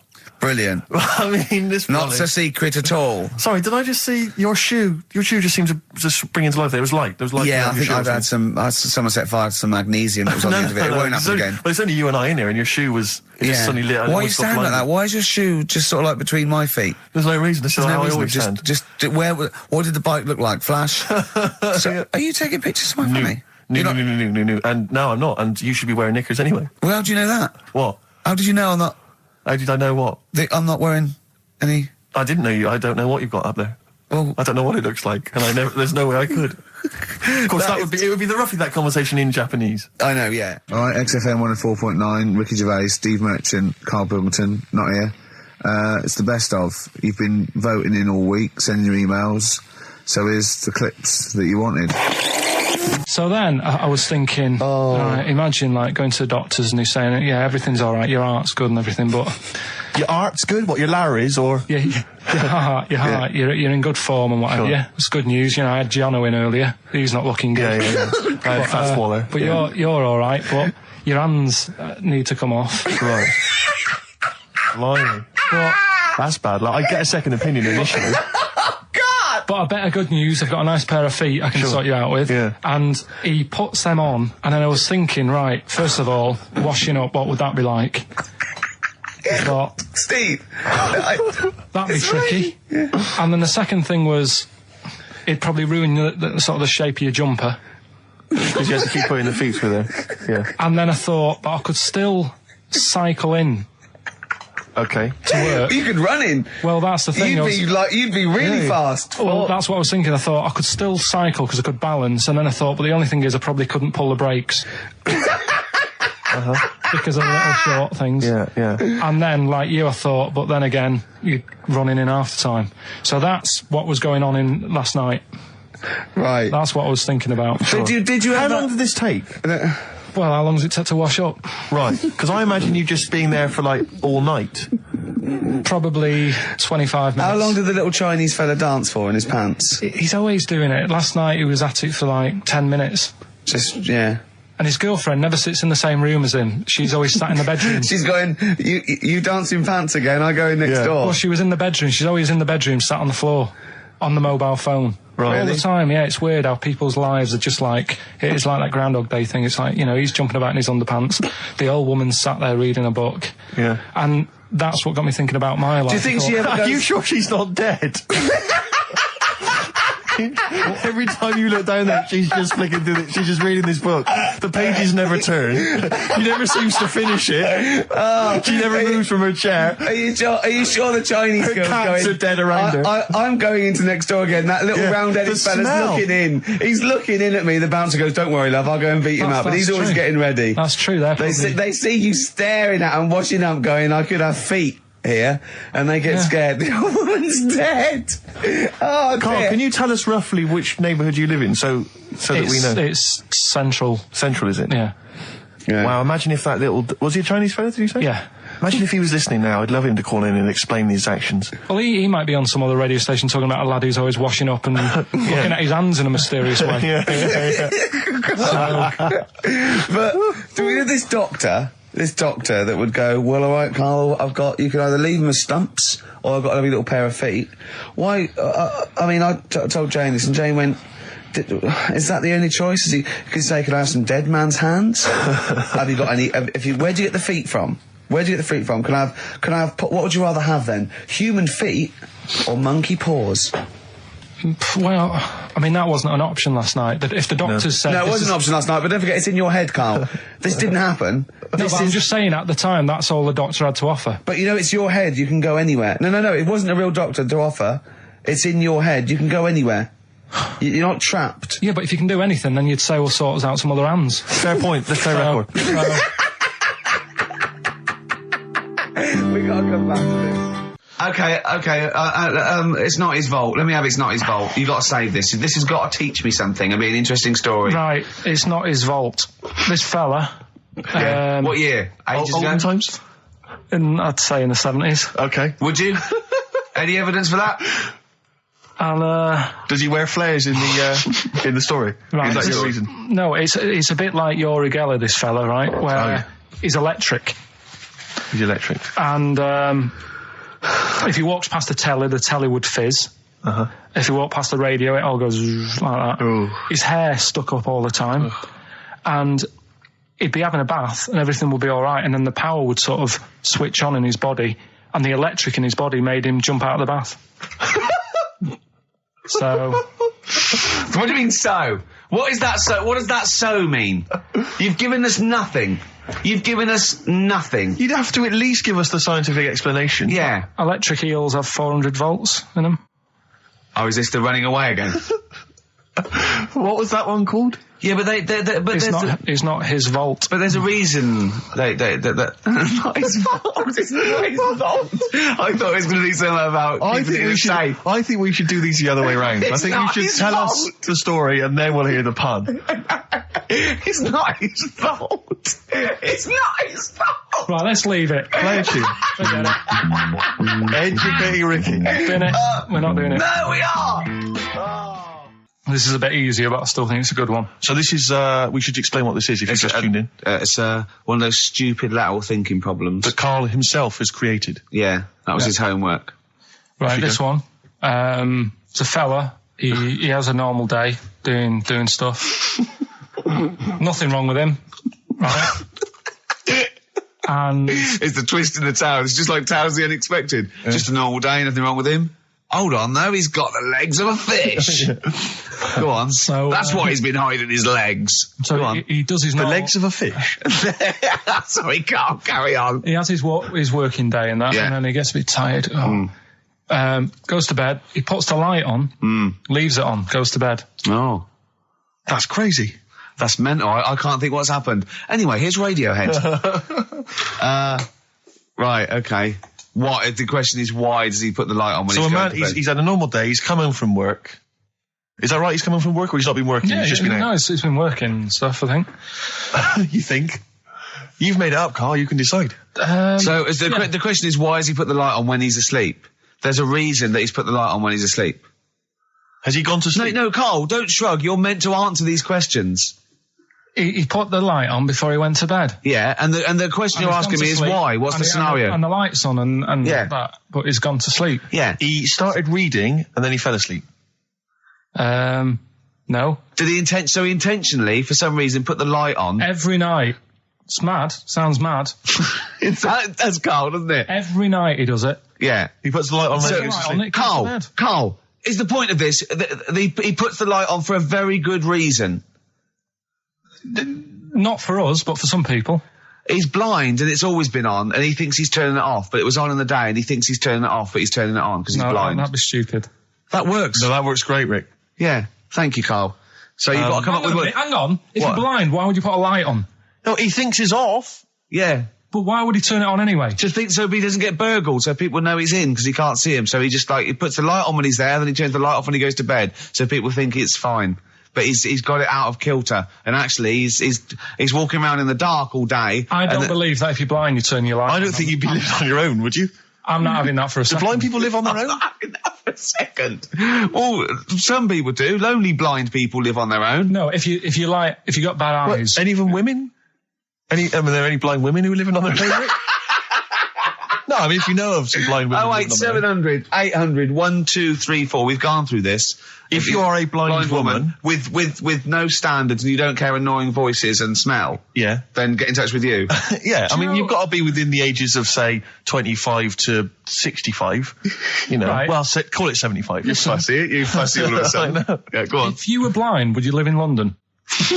Because someone said yesterday there was one struggling outside in Leicester Square, and I don't understand. If you would, I mean, you know, might have been a tourist. But why come to London if you're blind? It's the worst place in the world to come if you're blind. To hear the sights. To hear the sights. It's a bit mad, isn't it? They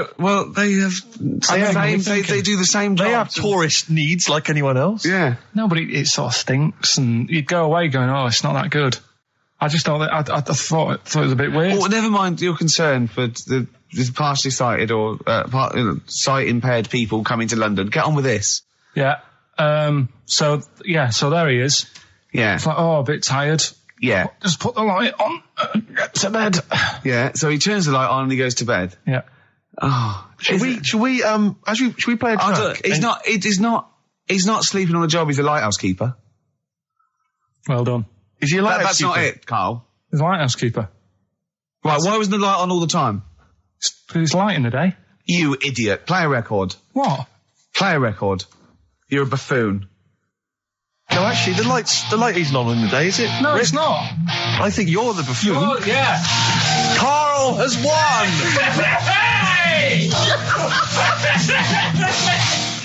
He had some Germans laughing at him on the tube because he recognised him. You don't think of that? Well, because obviously Ricky doesn't travel on the tube anymore. He's too rich for that. I never did. I always thought it was beneath me. Sure, but I used to walk everywhere, didn't you? But I'm still forced to. take the tube, and sat on the tube, and it pulled up, and outside the window, just happened to be on the station, was one of the posters with us. So I was kind of there, not realising it was behind me, and these big kind of fat German or maybe Bavarian guys. Well, they're in lederhosen eating sausages. Yes, they were. They're Bavarian. Yeah, they were. And I noticed one of them kind of looked at me, and then looked at the poster, then looked at me, just happened to say it, and wittered something to his friend in German. You know, I don't want to try and do an impression. That's freaking goggle-eye. Oh, whoa. I think that... No. But I know what you're thinking it means. It doesn't mean that. Right, okay. It means... What's a rough translation? Elegant boy. Right, okay, yeah. And so anyway, That's freaking goggle-eye. He pointed out the poster, and his That's mate... lanky piss and streak. and his mate burst into laughter. And then we pulled Well, they've got a great sense of humour, the Germans. Well, that's indeed. the thing. But we rumbled onto the next. We rumbled onto the next station, and the poster was in exactly the same place. And this time they tapped the shoulder of someone else on the train and pointed me out, and that person also laughed. An Italian? An Italian bloke, there was a French. Was there a bloke with a beret, a little moustache on the other side? Yeah. Was the United? Did you get on the United Nations Express? Just to, imagine that. Yeah, it was famous. See the freak. Look at this freaky goggle eye. Right, whereas I love the fact that before you were at least pretending to be speaking German. Now this is an Italian with an accent. It's just a guy speaking perfectly good English. So you've not even disguised the insult there. Oh dear. Oh, that'd be lovely. Try and insult me in other cod languages. You could bring Europe together if they just instead of Esperanto, that there was just one common language. The language of freaky goggle eye. I'll tell you what would bring Europe together is you maybe representing England on the Eurovision Song Contest. That would be great. With a self-penned tune. Should I do that? That would be magnificent. It's got to be worth thinking about. Just about everyone being the same. Yeah, like just about the people Euro being and equal. Everyone, not everyone. and also mentioning the Euro. Yeah. Yeah. Just doing that. I like all different cheeses. Oh, je t'aime la musique pop. Yeah. La baby belle. Et le cheddar. I'm not fluent French. Le grand fromage. Yeah. Oh, it'd be lovely, wouldn't it? And they'll all be there, all in their different. Well, every line uniforms. could be maybe in a different language. Yeah, and what would I wear? I'd wear sort of like a kilt.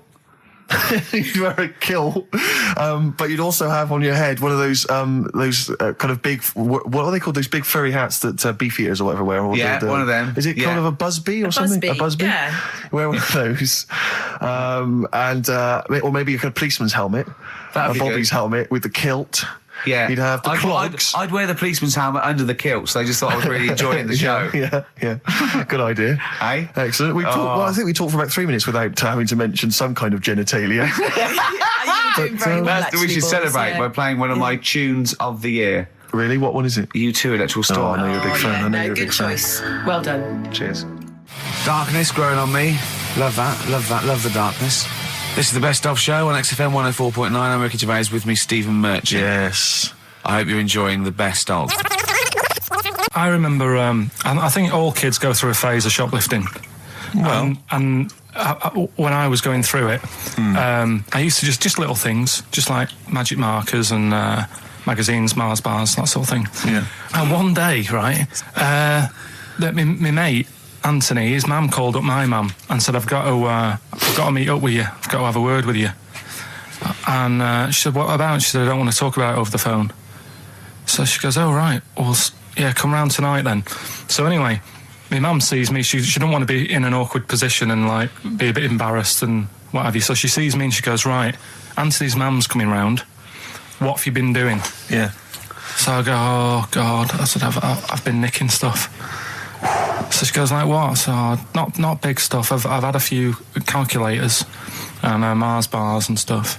How many? I'll just work it out. Hold on. Works out at 7.2 per day. So, How many calculators do you need? so it was when that phase. You failed maths, didn't you? Everyone wanted a calculator. It was like a trendy thing, wasn't it? Right. Oh yeah. In Manchester a couple of years ago. Yeah. So anyway, so I told her all this, and I confessed to Computers will make it there one day. I confessed to There's magic in the back of battery. Go on. confessed to nicking all this stuff. She comes round. She only wanted to borrow some money. Brilliant. She said, "Oh, I don't like asking. I was a bit embarrassed to ask you over the phone, but can I borrow 20 quid?" Oh, that's fantastic. And there's me. That's great. And it's similar sort of thing to yours. And did you? And he went, hold on, I'm going to work out the interest on that. I bank 10%. She'll owe you £4.40. Oh, dear. So your mum was a loan shark. yeah. And did she mention? She that went, you did stuff with that other? Because what I'm saying is, presumably you got your mate in trouble. No. Right, you didn't. That's great. Anyway, should we have some more music? Because we've been waiting for hours. What are you going to play, Carl? We've got the Cooper Temple Clause. Oh, lined up. brilliant. And then the other thing is the one that I was reading, the world record with the fellow who's pulling a train with his teeth. Does that make any difference that he's done it with his teeth? What do you mean? Well, what difference does it make? Well, isn't it? It's quite hard to pull a train with your teeth, I imagine.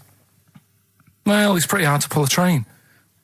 All I'm saying is it because he couldn't beat the fella who's pulling it with his hands? Well, so this is my point. I think there was one bloke with a record for the running backwards 100 metres was sort of like 11.5 seconds. And I was thinking, turn around, you'd probably have a really good go at that. Do you know what I mean? Yeah. It's sort of like doing a marathon with a milk bottle on your head. Take the milk bottle off and see how fast you can go, you twat. But you can just tweak it, like the fella who has done the pegs on the face, right? Yeah. His name's Gary Stretch Turner, right? Right. So you're sort of cheating already if he's got a stretchy head, right? But You are, right, you are one of the most stupid humans I've ever met. well, get me in the book. Yeah. Right? Well, listen. So Gary Stretch Turner, right? His record is 153 pegs. Yeah. He did it again, and he only got 150 on. So he hasn't broke his own record. Right. But what I'm saying is, if he tweaked it a bit more, would that make a new record? What? Well, if he said, I've got 150 pegs on, but at the same time he's eating a burger. I see what you mean, yeah. He'd be the world record breaker for pegs and eating burgers at the same time. Yeah, just change it a bit. If you know you're not going to make it, just do something else. I'm assuming the rules are set at the beginning, Carl. That's it. That's where they say, right, you're just going to do the pegs thing. You're not going to introduce burgers halfway through, are you? Definitely not. And then they have a go. I was on one leg, not interested. How many pegs? 150. Can I just ask very briefly, I was quite interested by the family had to move because they lived on Butthole Road. Yeah, I quite like that one. I don't know if I've told you before, Rick, where I used to live. I'm not going to tell you the name of the street that I used to live on, because not on air, because my parents still live there and I don't want, But I'm going to write it for you now. This is the genuine name of the street I used to live on. Just imagine when you're at school. Yeah. And like in class, for instance, in French, you've got to say you've got to answer where you live. Yeah. J'habite, wherever. Yeah. That's the name. This is actually the name of the street we lived on. No, it's I not. swear to God. That is... Absolute right. I could phone my father now and he could confirm that for you. I swear because he doesn't want to God. And I'd say that... But listen, do you know what worries me? It's the apostrophe S. I know. Because that's blatant. Yes. Amazing, isn't it? That is incredible. Imagine how embarrassing that was. So if I look that up in the Bristol... You will find that in the Bristol A to Z. I swear to God. That is really... Why have you never told me that before? I can't believe I haven't. That's I'm incredible. still embarrassed now. Do you know, whenever I have to phone up, if I have to give that address, I always spell it instantly. Really? Like, somehow that'll hide it. That'll disguise the name. But I can't get over that.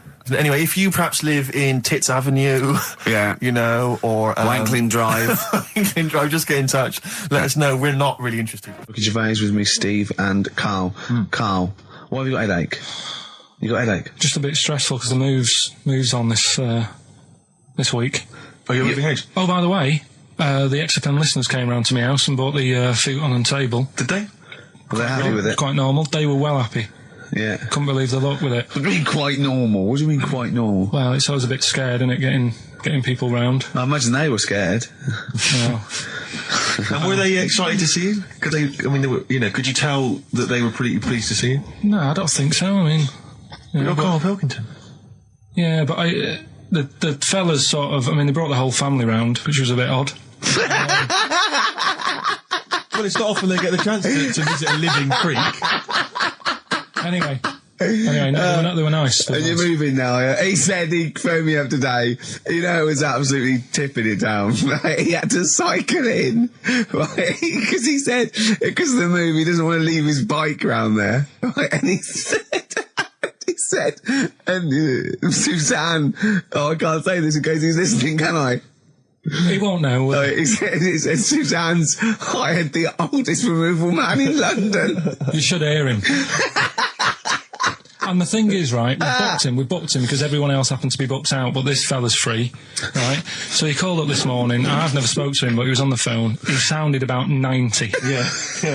Carl thinks that he's going to have to do all the work. And the thing is, right, Cheap. it seems to be He cheap. wanted some Werther originals. Yeah. Right, listen, it seemed to be cheap because it's £50 an hour. But how long is it going to take him? Yeah. Oh, that's genius. When's the move on then? When's the... Oh, he's coming round. He came round today to bring some empty boxes, and he was struggling with them.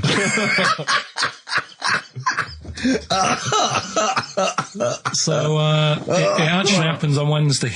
Oh, God. Anyway, so Rick, I noticed that you were laughing and almost had a heart attack. Doesn't bode well for the boxing match, does it? Cough at the moment, and I've had my lemsip. what was that one you told me about with the porn? That was a good one. Oh, this was fantastic, right? Right. There was this. Sorry, can I just check now? We're just remembering classic episodes of the Tales. No, this is important. Well, I saw one, right? I saw one on Tales in Expect, right? And it was these two gents. What they used to do, they look down the obituaries and they'd blackmail the wife or the son of a dead eminent person, like might be a priest or a doctor, something like that, and they'd go and they'd say, he bought some erotic stuff from us before he died, and he owes 100 guineas and all this sort of stuff, and they'd pay up because it'd be so embarrassing. They just didn't want them, so they'd just pay him, right? And this one bloke said, who are these people? I'll meet with them. And he goes round there, and he goes round, and they go, your father, he goes, my father could not have bought any erotic material from you. They did it, he goes, he couldn't have, he's blind. Right, and that was the twist. And Carl went, so it was magazines, not videos then. Yeah. Now think about it, Steve. Is that so stupid? Well, presumably it was set in olden times because people, professional pornographers don't tend to call it, erotic material. Yeah. They tend to call it, juicy jugs or whatever. But more than that, I don't understand how a video is going to be any use to a blind person either. I know that you can hear the sound, Carl. Look at him nodding like he's caught me out. Yeah, what sound were you hear? Do. Your meter needs looking at? Yes. Cut. What's then? What's that? Then it's just noises, isn't Occasional it? groans. Yeah. Right. You could listen through the wall at your neighbours. He does. I mean, that's why I save a lot of money. But I thought you were going to point out, Carl, that they could have had a Braille porno. Now, have you thought of that? Look, feel the lumps on that. Exactly. Think about it, Carl. Think about it. You're excited now. Yeah. Your girlfriend's away, Carl. Yeah, but she's great as only under the cupboard.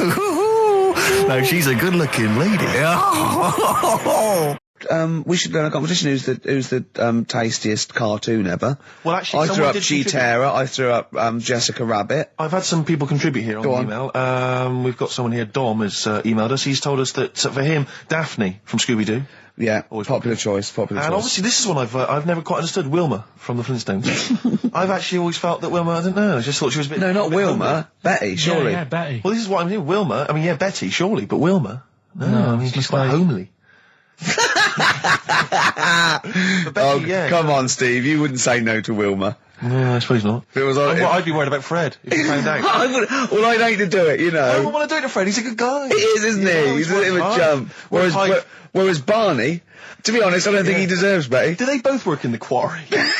Because I mean, let's be honest, Fred, not a smart man. I mean, he obviously didn't come out of rock school with anything other than a couple of basic O-levels. I know, but he's a hard-working, sound sort of But guy. they got a big house, they got like a TV, they got that bird thing. Yeah. They I mean, got- I be honest, if I was Fred, I would be a little bit disappointed that my kid does nothing, whereas Barney's can lift up sort of tall buildings. Sure. Bam, bam. He's a very strong, you know. I mean, interestingly, Fred loves his job. He's always yabba-dabba doing at the end of the day. He does And he spent the whole yabba-dabba. day lifting rocks from one place to I'll another. tell you what, I wouldn't take that from that cat, though. I would. If a cat picked me up by the scruff neck and put me out, Yeah. right, on the doorstep, I'd right. go mental. I'd get rid of it. I'd get It is rid a of saber-toothed tiger, though, Carl, so it could rip him to shreds. It's not like a normal domestic cat you have nowadays. You know when they go to the drive-in at the beginning? Yeah. And they order maybe some ribs. Yeah, that One huge- brings that huge rib, and it tips the car over. Yeah. Was that her first day on the job? Because got- I've never been ordered before. Yeah, or either it's you'd have that, or- thought she'd have realised. Yeah, we're out of pig. We've got brontosaurus rib. He Exactly. goes, well, that knock the car over. No, it won't. I don't know. Rick, can I tell you now? That was an accident waiting to happen. It was really, wasn't it? Yeah. And it did. Oh, dear. Mind you, I went to Texas once, and I had some ribs, and it was like the Flintstones. It was huge. And not only did it look too much like an animal that I couldn't actually eat it, I don't know who could eat it. I mean, seriously, it was 2 foot long. Yeah. And all the it was like half a rib cage. And I It is just... incredible. My friends lived in Texas for a while, and they once were in a kind of diner, and there was you know those kind of benches that are attached to the table Yeah. itself, like a kind of picnic bench. Yeah. And this huge fat guy came in, he came wobbling, he ordered like this kind of everything you can eat meal, and his fat kind of sort of, you know, kind of It's big, wrapped fatty itself- fatness fatted Exactly. on the fat table, yeah. It wrapped itself around the table and everything. Oh, He was God. chowing down, and when he tried to leave, the table came up with him. Oh, no. Imagine that! I mean, they are fat, aren't they? They're big people. They're huge people. But it was that thing we talked about before, that bloke on Jerry Springer Show who was like 80 stone, right? Now, I felt quite sorry for him. He was really sad and he was crying. It is rad, but my point is this, right? When he got to say 50 stones, Sure. didn't he go, that's too much, Can't be isn't it? enough. For a land animal. Exactly. Do you know what I mean? Yeah. That's big, isn't it? I mean, I'm getting worried. I'm 13 stone and I am genuinely getting worried. I'm thinking, oh, Yeah, God. when you've got that big, when you've actually got your own mare. Yeah. When you It's tiny. when you have to get in helpers to look what the scale says. Yeah. Like 4 or 5 people lift up your belly and go, it's 52 stone. You go, that's too much. Exactly. I'm going to only have 9 breakfasts When you actually, today. when you begin to appear on the Ordnance Survey map, yeah, exactly, yeah. When You've got your own symbol. It's like, we can see 2 things from space now, Fatty and Steve Merchant. We'll be landing All right, at about... calm down. Well, no, I'm just Have saying, a at go, all, you're no? not fat, are you? You're freakish and big. You're- just another Go quick on. thought. Someone's mentioned Daphne from Scooby-Doo, and but I've always had a soft spot for Velma. Velma. Because Velma Oh, was no. glasses. I mean, I'd have She's had clever. Can I tell you what would have happened if I was in that environment? I was maybe on the... Your glasses would have got tangled No, up. I'd have always had I'd always been making a play for Daphne, right? And Velma would have fancied me, but I'd Yeah. have always ignored it because I was playing for Daphne. And then when I finally realised it was never going to happen with Daphne, I'd have blown it with Velma. That's Maybe the not, story of my though. life. Maybe not. Sometimes those, they might, appreciate honesty and go, listen, I've been hitting on the good-looking one. Yeah. Oi, Four Eyes. Yeah. Do you fancy it, Chubbs? Exactly. Something like that. Let's be honest, is what you're saying. Well, yeah. I'm wondering, I don't mean to be libelous, but Velma, she was quite short, the glasses, the short hair. Lesbian? Hung around with the dog and Lesbian? the bloke. I'm beginning to wonder if she was... Yeah, maybe. I was like, see, unfortunately, I said lesbian there, and you still carried on with your assessment of what it is to be a lesbian. It's bad enough doing the cliches of having short hair, but you said the dog. Yeah, well, she hangs around with a dog. So do lesbians do that? Well, have you seen some lesbians? They're right dogs. Good night. Have you seen what I've done there? You know what I've done there, Rick? Comedy award winning. The first cut is the deepest. Let's hear it, Rick. On this album as well is The Killing of George. Georgie Part 1 and 2, remember? About the gay bloke. Georgie Boy was gay, I guess. His favourite song. Carl's favourite song, Yeah. right? And I was going, oh yeah, I remember that, yeah. I said about, and I said, did not intend to take his life. He just pushed it when he gets mugged and killed. Do you know what he said? Go on. I was sitting outside, I was singing, he went, well, as I said, they go out too late. They go out too Yeah, late. he meant gay people go out too late. He went, no, they do. I went, what do you mean? He said, well, they're always out, they go out when people are coming home. He said, if he'd have been in bed by 10, he'd still be alive today. That's a sobering lesson, And he went, Carl. there's one that works here and he's shattered every Monday. Oh, if you're gay and you're listening, just be in bed earlier. Go Yeah. out when sensible people go out. Yeah. You're right, we're not on the continent, Carl. If you're gay and you're not in bed by 10, go home. Yeah. I don't get it. Now, right, okay, it's the film review. Carl, you just tell it from the heart. Tell us what you thought about the film, what you thought the... Can I just ask, is this the first time you'd seen Gladiator? You'd never seen it before? No. Okay. And what were your thoughts? Okay. The film review. Gladiator. It's all right. Nothing great. It's like an old, sort of an old version of Rocky done in the olden days, really. Right. A bloke fighting other people. Sure. How sort of well known is the story? Do you reckon people know the basics? Well, just very quickly, just do the plot. Quickly. There's a guy called Max. Maximus, yeah. Yeah. There's Caesar, and there's Caesar's kid, and Max goes to war, sort of wins it, comes back. Caesar says, "You're good at what you do. I wish my son was as good as you. So I want you to be in charge when I die." His kid finds out, a bit annoyed about it, kills his dad, because he don't want anyone to hear that he said that he wants him to be in charge. Yeah. So his kid gets in charge and thinks, "I'll show you. You're not going to be a king, I am. You're going to be a slave or something." And then, next thing you see is... Sorry, can I just stop there? My only thought is the film's 3 hours long, so maybe we shouldn't go through the whole plot. We've done the first 10 minutes, but Yeah. go on. So, yeah, he's a slave and then... Yeah, but then, that was an interesting bit that I thought, right? I mean, I was watching this with a girlfriend. She was already annoyed because she wanted to watch Friends on E4. Okay. Yeah. It was a good episode as well this week. Was it? Yeah. Don't tell her that. Okay. Right, so she was annoyed and she said, "Come on then, put it on." And I got it wrong straight away because it says on the back 149, so I thought that was an hour and 49 minutes. It turned out it was 149. No, I thought it was 1 hour 49. Yeah. But it was 149 minutes. Sure. So it overran anyway. By 40 minutes. Yeah. So anyway, the interesting bit was where he was going across the desert on a horse. And I think to show you how long he'd been going across the desert on his horse, he's showing you a shot of the horse's knees and they were bleeding. And I just wondered whether that's what horses do if they run for a long time. Do you know? I don't. Good. Right, so anyway, so he goes on, he keeps going on like this. He's a slave, and then he has a fight at the end with the Caesar's kid, and he kills him. And that's how it ended. Okay, good. What did you think of it? Just generally, what bits... What do you think was wrong with it? Right, well, I've read up on it, and there's already a fact that is wrong. Right. Caesar's kid, he didn't actually kill his dad. His dad died of a natural death. Right, in real life, you mean? Yeah. Okay. And what's Caesar's kid's name? Comedian or something?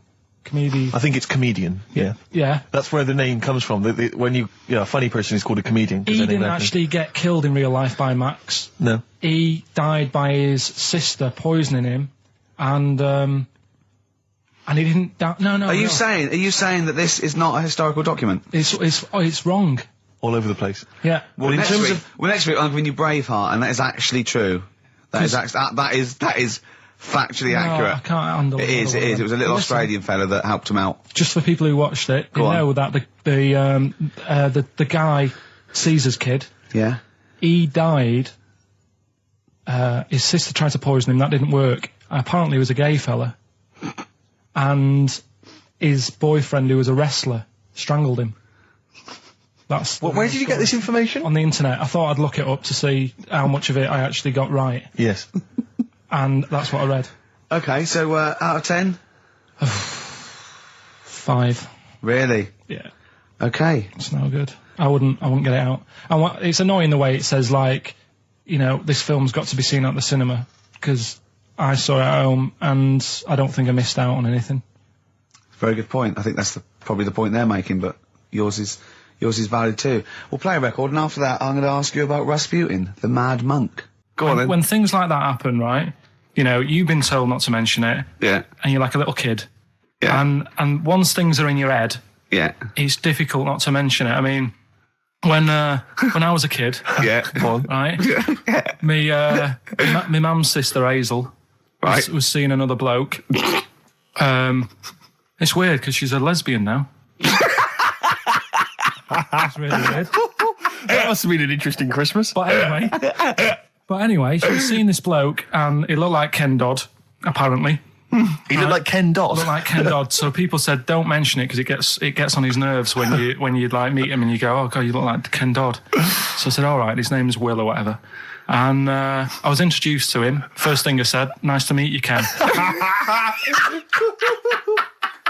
Did you do it as a joke, or did you? No, because when you know that it's like, I'm not allowed to say that. I can't say that. I mustn't say that. Can't. And then I saw him. I thought, Jesus, does look like him. It just came out. Was it Doddy who turned her into a lesbo? Do you think? Well, he wasn't a good-looking bloke, so possibly. She started going out with Esther Ranson though, which is weird out of the frying pan. What was the story with the lesbianism then? How did she announce that to everyone? What age was she when she realised? Well, I mean, we're not a close family. Do you know what I mean? We're not a sort of family who keeps in touch with everyone. And I think my mum called her up one Christmas and sort of said, how's the Diddy men? How's Nutty Ash? And she said, oh, no, I'm not. I don't do that anymore. I'm knocking about with Sandra or whatever. Right. And it was like, oh, right. Not big butch Sandra with the big earrings and the skinhead. He used to live down the road from you. I don't know. He used to get Doc Martens wholesale.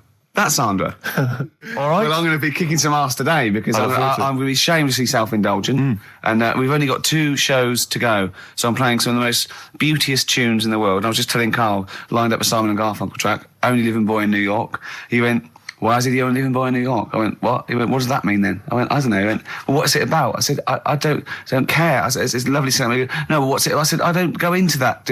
I said, he went, I like a story. I said, like what? I said, killing of Georgie, no trickery. Killing of Georgie. I think we should play that at the last. It's good. I heard it the other day on Radio 2. It was cracking. It sounds like, well. It's really good. Tell them what it's about again. It's about little girl, gay fella. A little what? A little gay fella? Yeah. Right. Who, I haven't heard it for a bit, so it's all off memory, this. But, gay bloke. Is he from Scotland?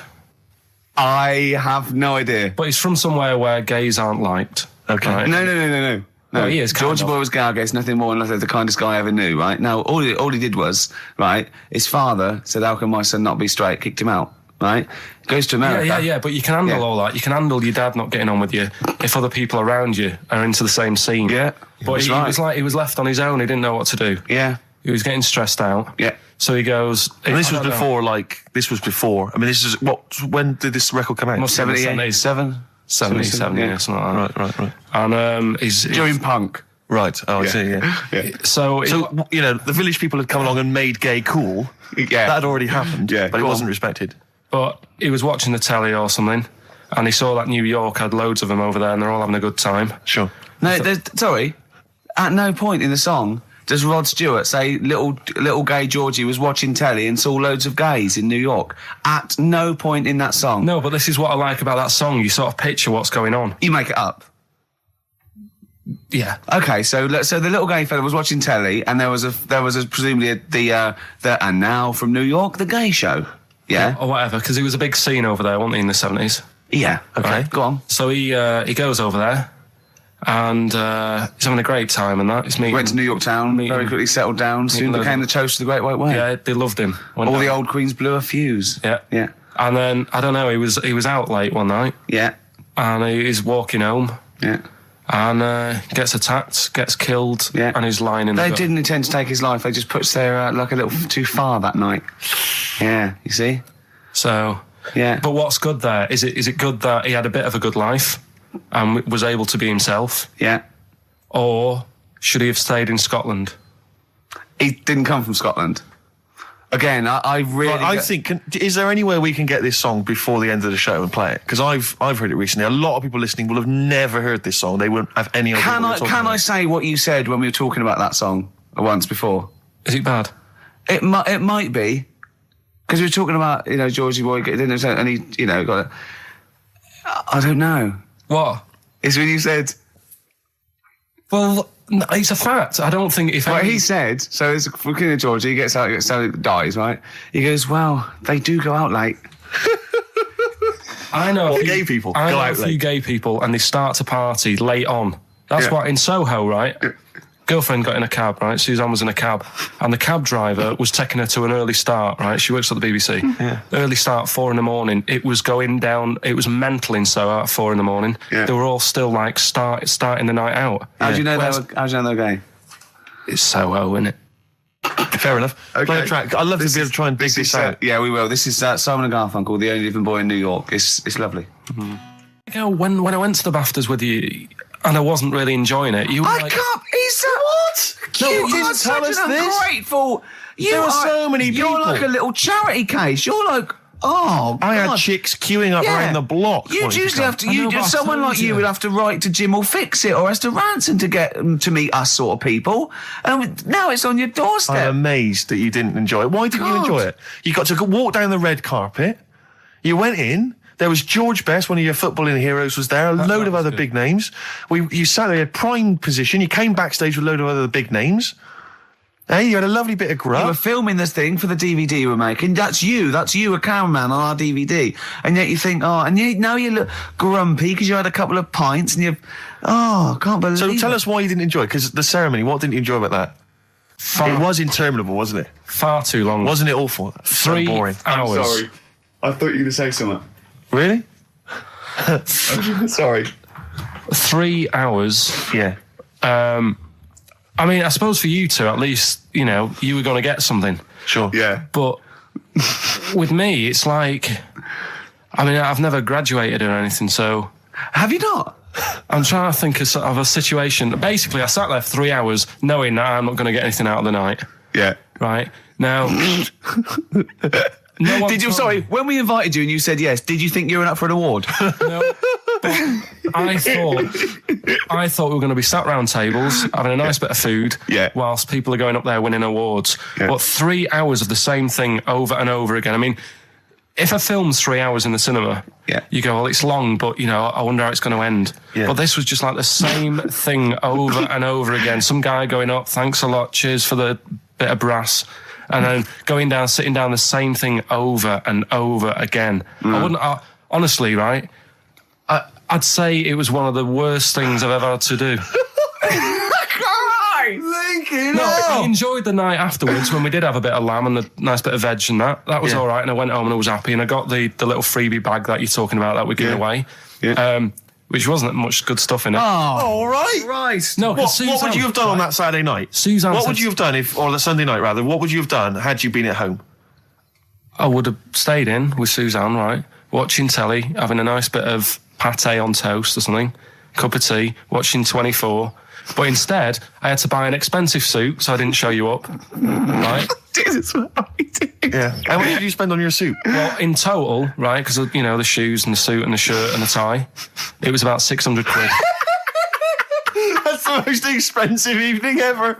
And that's what I'm saying to you. And the daft thing is, it's dark in there. I don't know why you've got to wear a nice suit. You can't wear a tracksuit, for goodness sake. Dark in there. No, just the shirt and that. It doesn't make you a better person wearing a suit. No, doesn't Do make you you a know what I better mean? person. No. We're not claiming it made you a better person. No, but that annoyed me. Yeah. I mean, it was an experience, innit? That's why I went, because you think, if I didn't go, if I would have said to you when you invited me, no, Steve, I don't want to go, then I would have never known, right? Yeah. And that's my sort of thing in life, right? If Yeah. something comes up, you should take it, even if you're not going to like it. It's a bit of an experience. Right. Do you know what he said to me? I phoned him up because we had to meet up, and obviously he had to pose as my gay lover. Yeah. To get in, right? Yeah. He phoned me, what? You said something to me like, I bought a suit, I'm looking good. He said, I'm looking good. People will think, how on earth did he end up with that good-looking guy? So he got into the role. That was what he said to me. He started getting into it. Such an insult. Play a record. I just must say that we've had an email from Darryl Foss. Lots of people have emailed in and say, well done on the BAFTAs and well done on your Room 101. They really liked that. Thank you. There's one guy, Darryl says, Ricky, has your dad only got one D-Mob suit? Because I don't know if you noticed, but Ricky wears the same suit every single time he appears on TV because he spent a fortune on it getting it tailor-made. I've only got one. It's a good suit and I he just wears it know. all the time. And it's winter as well. It's like a pure wool, so I'm sweating everywhere I go. Anyway, usually it's too much cheese. I won't So, be buying another. Huh? I won't be buying another one. Ever. That's it. Yeah. Yeah. Suzanne told me today, right, because I've handed it in today to have the trousers turned up a bit. Why? Because it was a bit of a bodge job for the night. Yeah. Right. It was just some pins sort of holding it up the other night, but you didn't notice, and I didn't tell you because I thought you'd be getting on the stage and saying, "Look at that freak over there with his pants hemmed up." But I took it to the place to get it done. Suzanne tells me that I'm going to start shrinking now and getting to that age where you start going small. I know that must have been a revelation to you and a worry. Like, how small do you get? How small do you get? Oh, Right, what are we playing now? I thought we'd have a bit of Marley music. Marley music. Oh, Okay, go on. well, Right. there's going to be a bit of a change, isn't there? Yes, that's absolutely right, Rick. Normally we would end the decided show, obviously, with just- a song for the ladies. But because it's sort of Carl's penultimate show, and we're going to play one of his favourite tracks. What are you going to? Yeah, I just thought we could play this. It is obviously the Killing of Georgie by Rod Stewart. by Rod Stewart, and this is a song for the gays. See, his father took it as a sort of personal slight, but you can't help it. it's not You his know. fault. And as he said, you know, it's just gay. It doesn't make him a nasty person. Not at all. Are you enjoying this, Carl? Yeah, but I'm not gay. No evidence of him being Scottish. No, but When he says they blew a fuse, if they're not electricians, they mean it's sort of And it's not a euphemism either.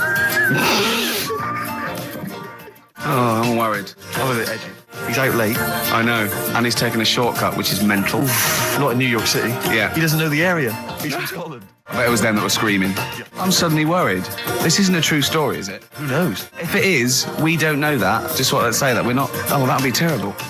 see, how come you think this might be a true story? I just got suddenly worried then. No, but how can this be a true story, but the bloke jumping out of a window and hearing his phone ringing? No, because Rod Stewart, I just suddenly thought, what if he's written a song about this and this bloke did actually exist and was killed? Then I started panicking.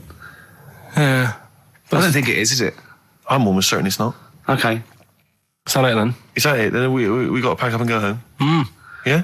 Well, I think we've enjoyed ourselves. I've loved it. I've loved every minute of it. Karl.Pilkington at xfm.co.uk for your suggestions as to what you're willing to swap for the signed bag. See you next week. Bye. Carl, what was that? That was your little song with a story, That's wasn't another little feature that we do every Saturday. Little So song. make sure you tune in. It's a song that's got a good story in it. There's a lot of music about these What's days. that story about then? What's that story You about? don't know what they're going on about. Whereas that classic from the Kinks called Lola. Yeah, what's it about? I'd listened to it for the first time properly this morning. Yeah. And what I've worked out from it is a fella who goes out for a normal Saturday night out. He's in Soho. Yeah. He's having a Coca-Cola or whatever. And Cherry-Cola, yeah. he sees this woman. He thinks, oh, she's all right. Won't mind a bit of that. So he wanders over, and he sort of gets talking to her. He looks at her. She's got a great figure, nice face, and all that. Lovely knob. And she speaks, and he goes, "Oh God." Got a bit of a bloke's voice. Yeah. Got a bit of a voice like a bloke. But he thought, that's their only down point. Sure. So he dances around with her, and I think he sits on his knee, I think he said. Yeah. Anyway, it turns out it's a fella. Yeah. Right. So, A sobering lesson. Yeah. What do you take from that? look always sort of, if you think you might be talking to a bloke in bloke, drag. just look at his sort of Adam's apple. And he'll probably have a hairier arse than a woman. Yeah, I think you've gone too far then, though. I think you're already getting too close. It's a bit late to pull out. No pun intended, definitely. There was a pun intended. Oh, was it? Alright, was it? Yes. Alright, okay, we don't be disgusting then. Right, okay, right, the results of, We ain't got a winner for the first time. Yes, we have, we've got done this loads. feature for... We've got loads of winners. No, we haven't. We've done this feature for 3 weeks. This is the first time I've managed to sort of... What? Well, let's go through them then. What have they got wrong? The first one. The first one? What was The first one, the yeah, the first one. Well, hang on. Let's do them in reverse order first. So what's the last one? The last one, the clue was that bloke does sport on the telly and he's got a little kid. What's that? That's Destiny's Child. Des, who does ITV Sport, that's has got terrible, a Tiny's man. Child, right? No, That's terrible. that's fine, they got that. okay, Destiny's Child. What's the one? Des What's the middle one? Right, the middle one, right? Child. The second one was, he doesn't like women, yet he's got a couple of kids, that's a bit weird. Yeah. Right? That was PD, that was Puff Daddy. That is offensive. Go on. But it's not Puff Daddy. It's Puff Daddy. And he's not even called that anymore. He's called P. Diddy. Well, Okay, fair enough. but they got that one. yeah, yeah. And if I'm being tight, these lot are as well. Yeah. Yeah. Tight means something in Manchester. Go on. Right? And the first one that they're having problems with, I don't think them birds should be allowed in this They've area. got it. Boyzone. It's not Boyzone. What's the clue again? I don't think them birds should be allowed in this area. That is perfect. A boy zone. No birds. No women. No women, yeah, birds, right? A boy zone. Sorry, Carl. If that isn't the answer, their clue is better than yours. That is brilliant. What was yours? Boy zone. It works perfectly. What's your answer then? Bangles. I have no idea what that means. Like seagulls. So you don't want them in this area, so you're banning them. Bangles.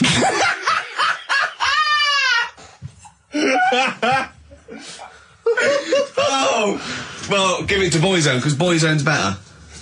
Don't use birds being loud in this area, it's a I think Boyzone. we should have a rollover.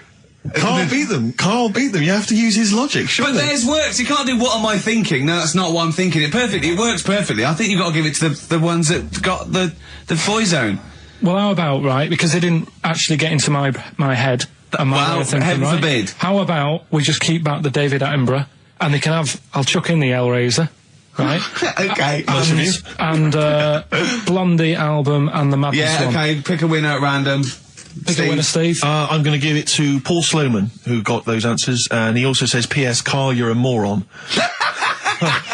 So, I'm giving that to Paul, and good luck to him. Right, well, He's got a crazy night tonight. If we can rush these over to him, he's got a cracking Saturday night. well, if I'm a moron, I might get your address wrong when I send them to you. Oh, Coming right back at you, Paul. Yes. Right, John, play your song. Is this what we almost Carl's done? annoyed because Wow, they didn't he's get wild. banned goals. A song from for the ladies. I think we seem to have missed this a lot of weeks, but this Sure. I've been wanting to play this It's for not like ages. us to forget things like that. This is a band, Frente, who kind of came and went and no one yeah. was particularly interested, but they did do this lovely acoustic version of the New Order tune, Bizarre Love Triangle, Oh, and right. this just shows you how incredible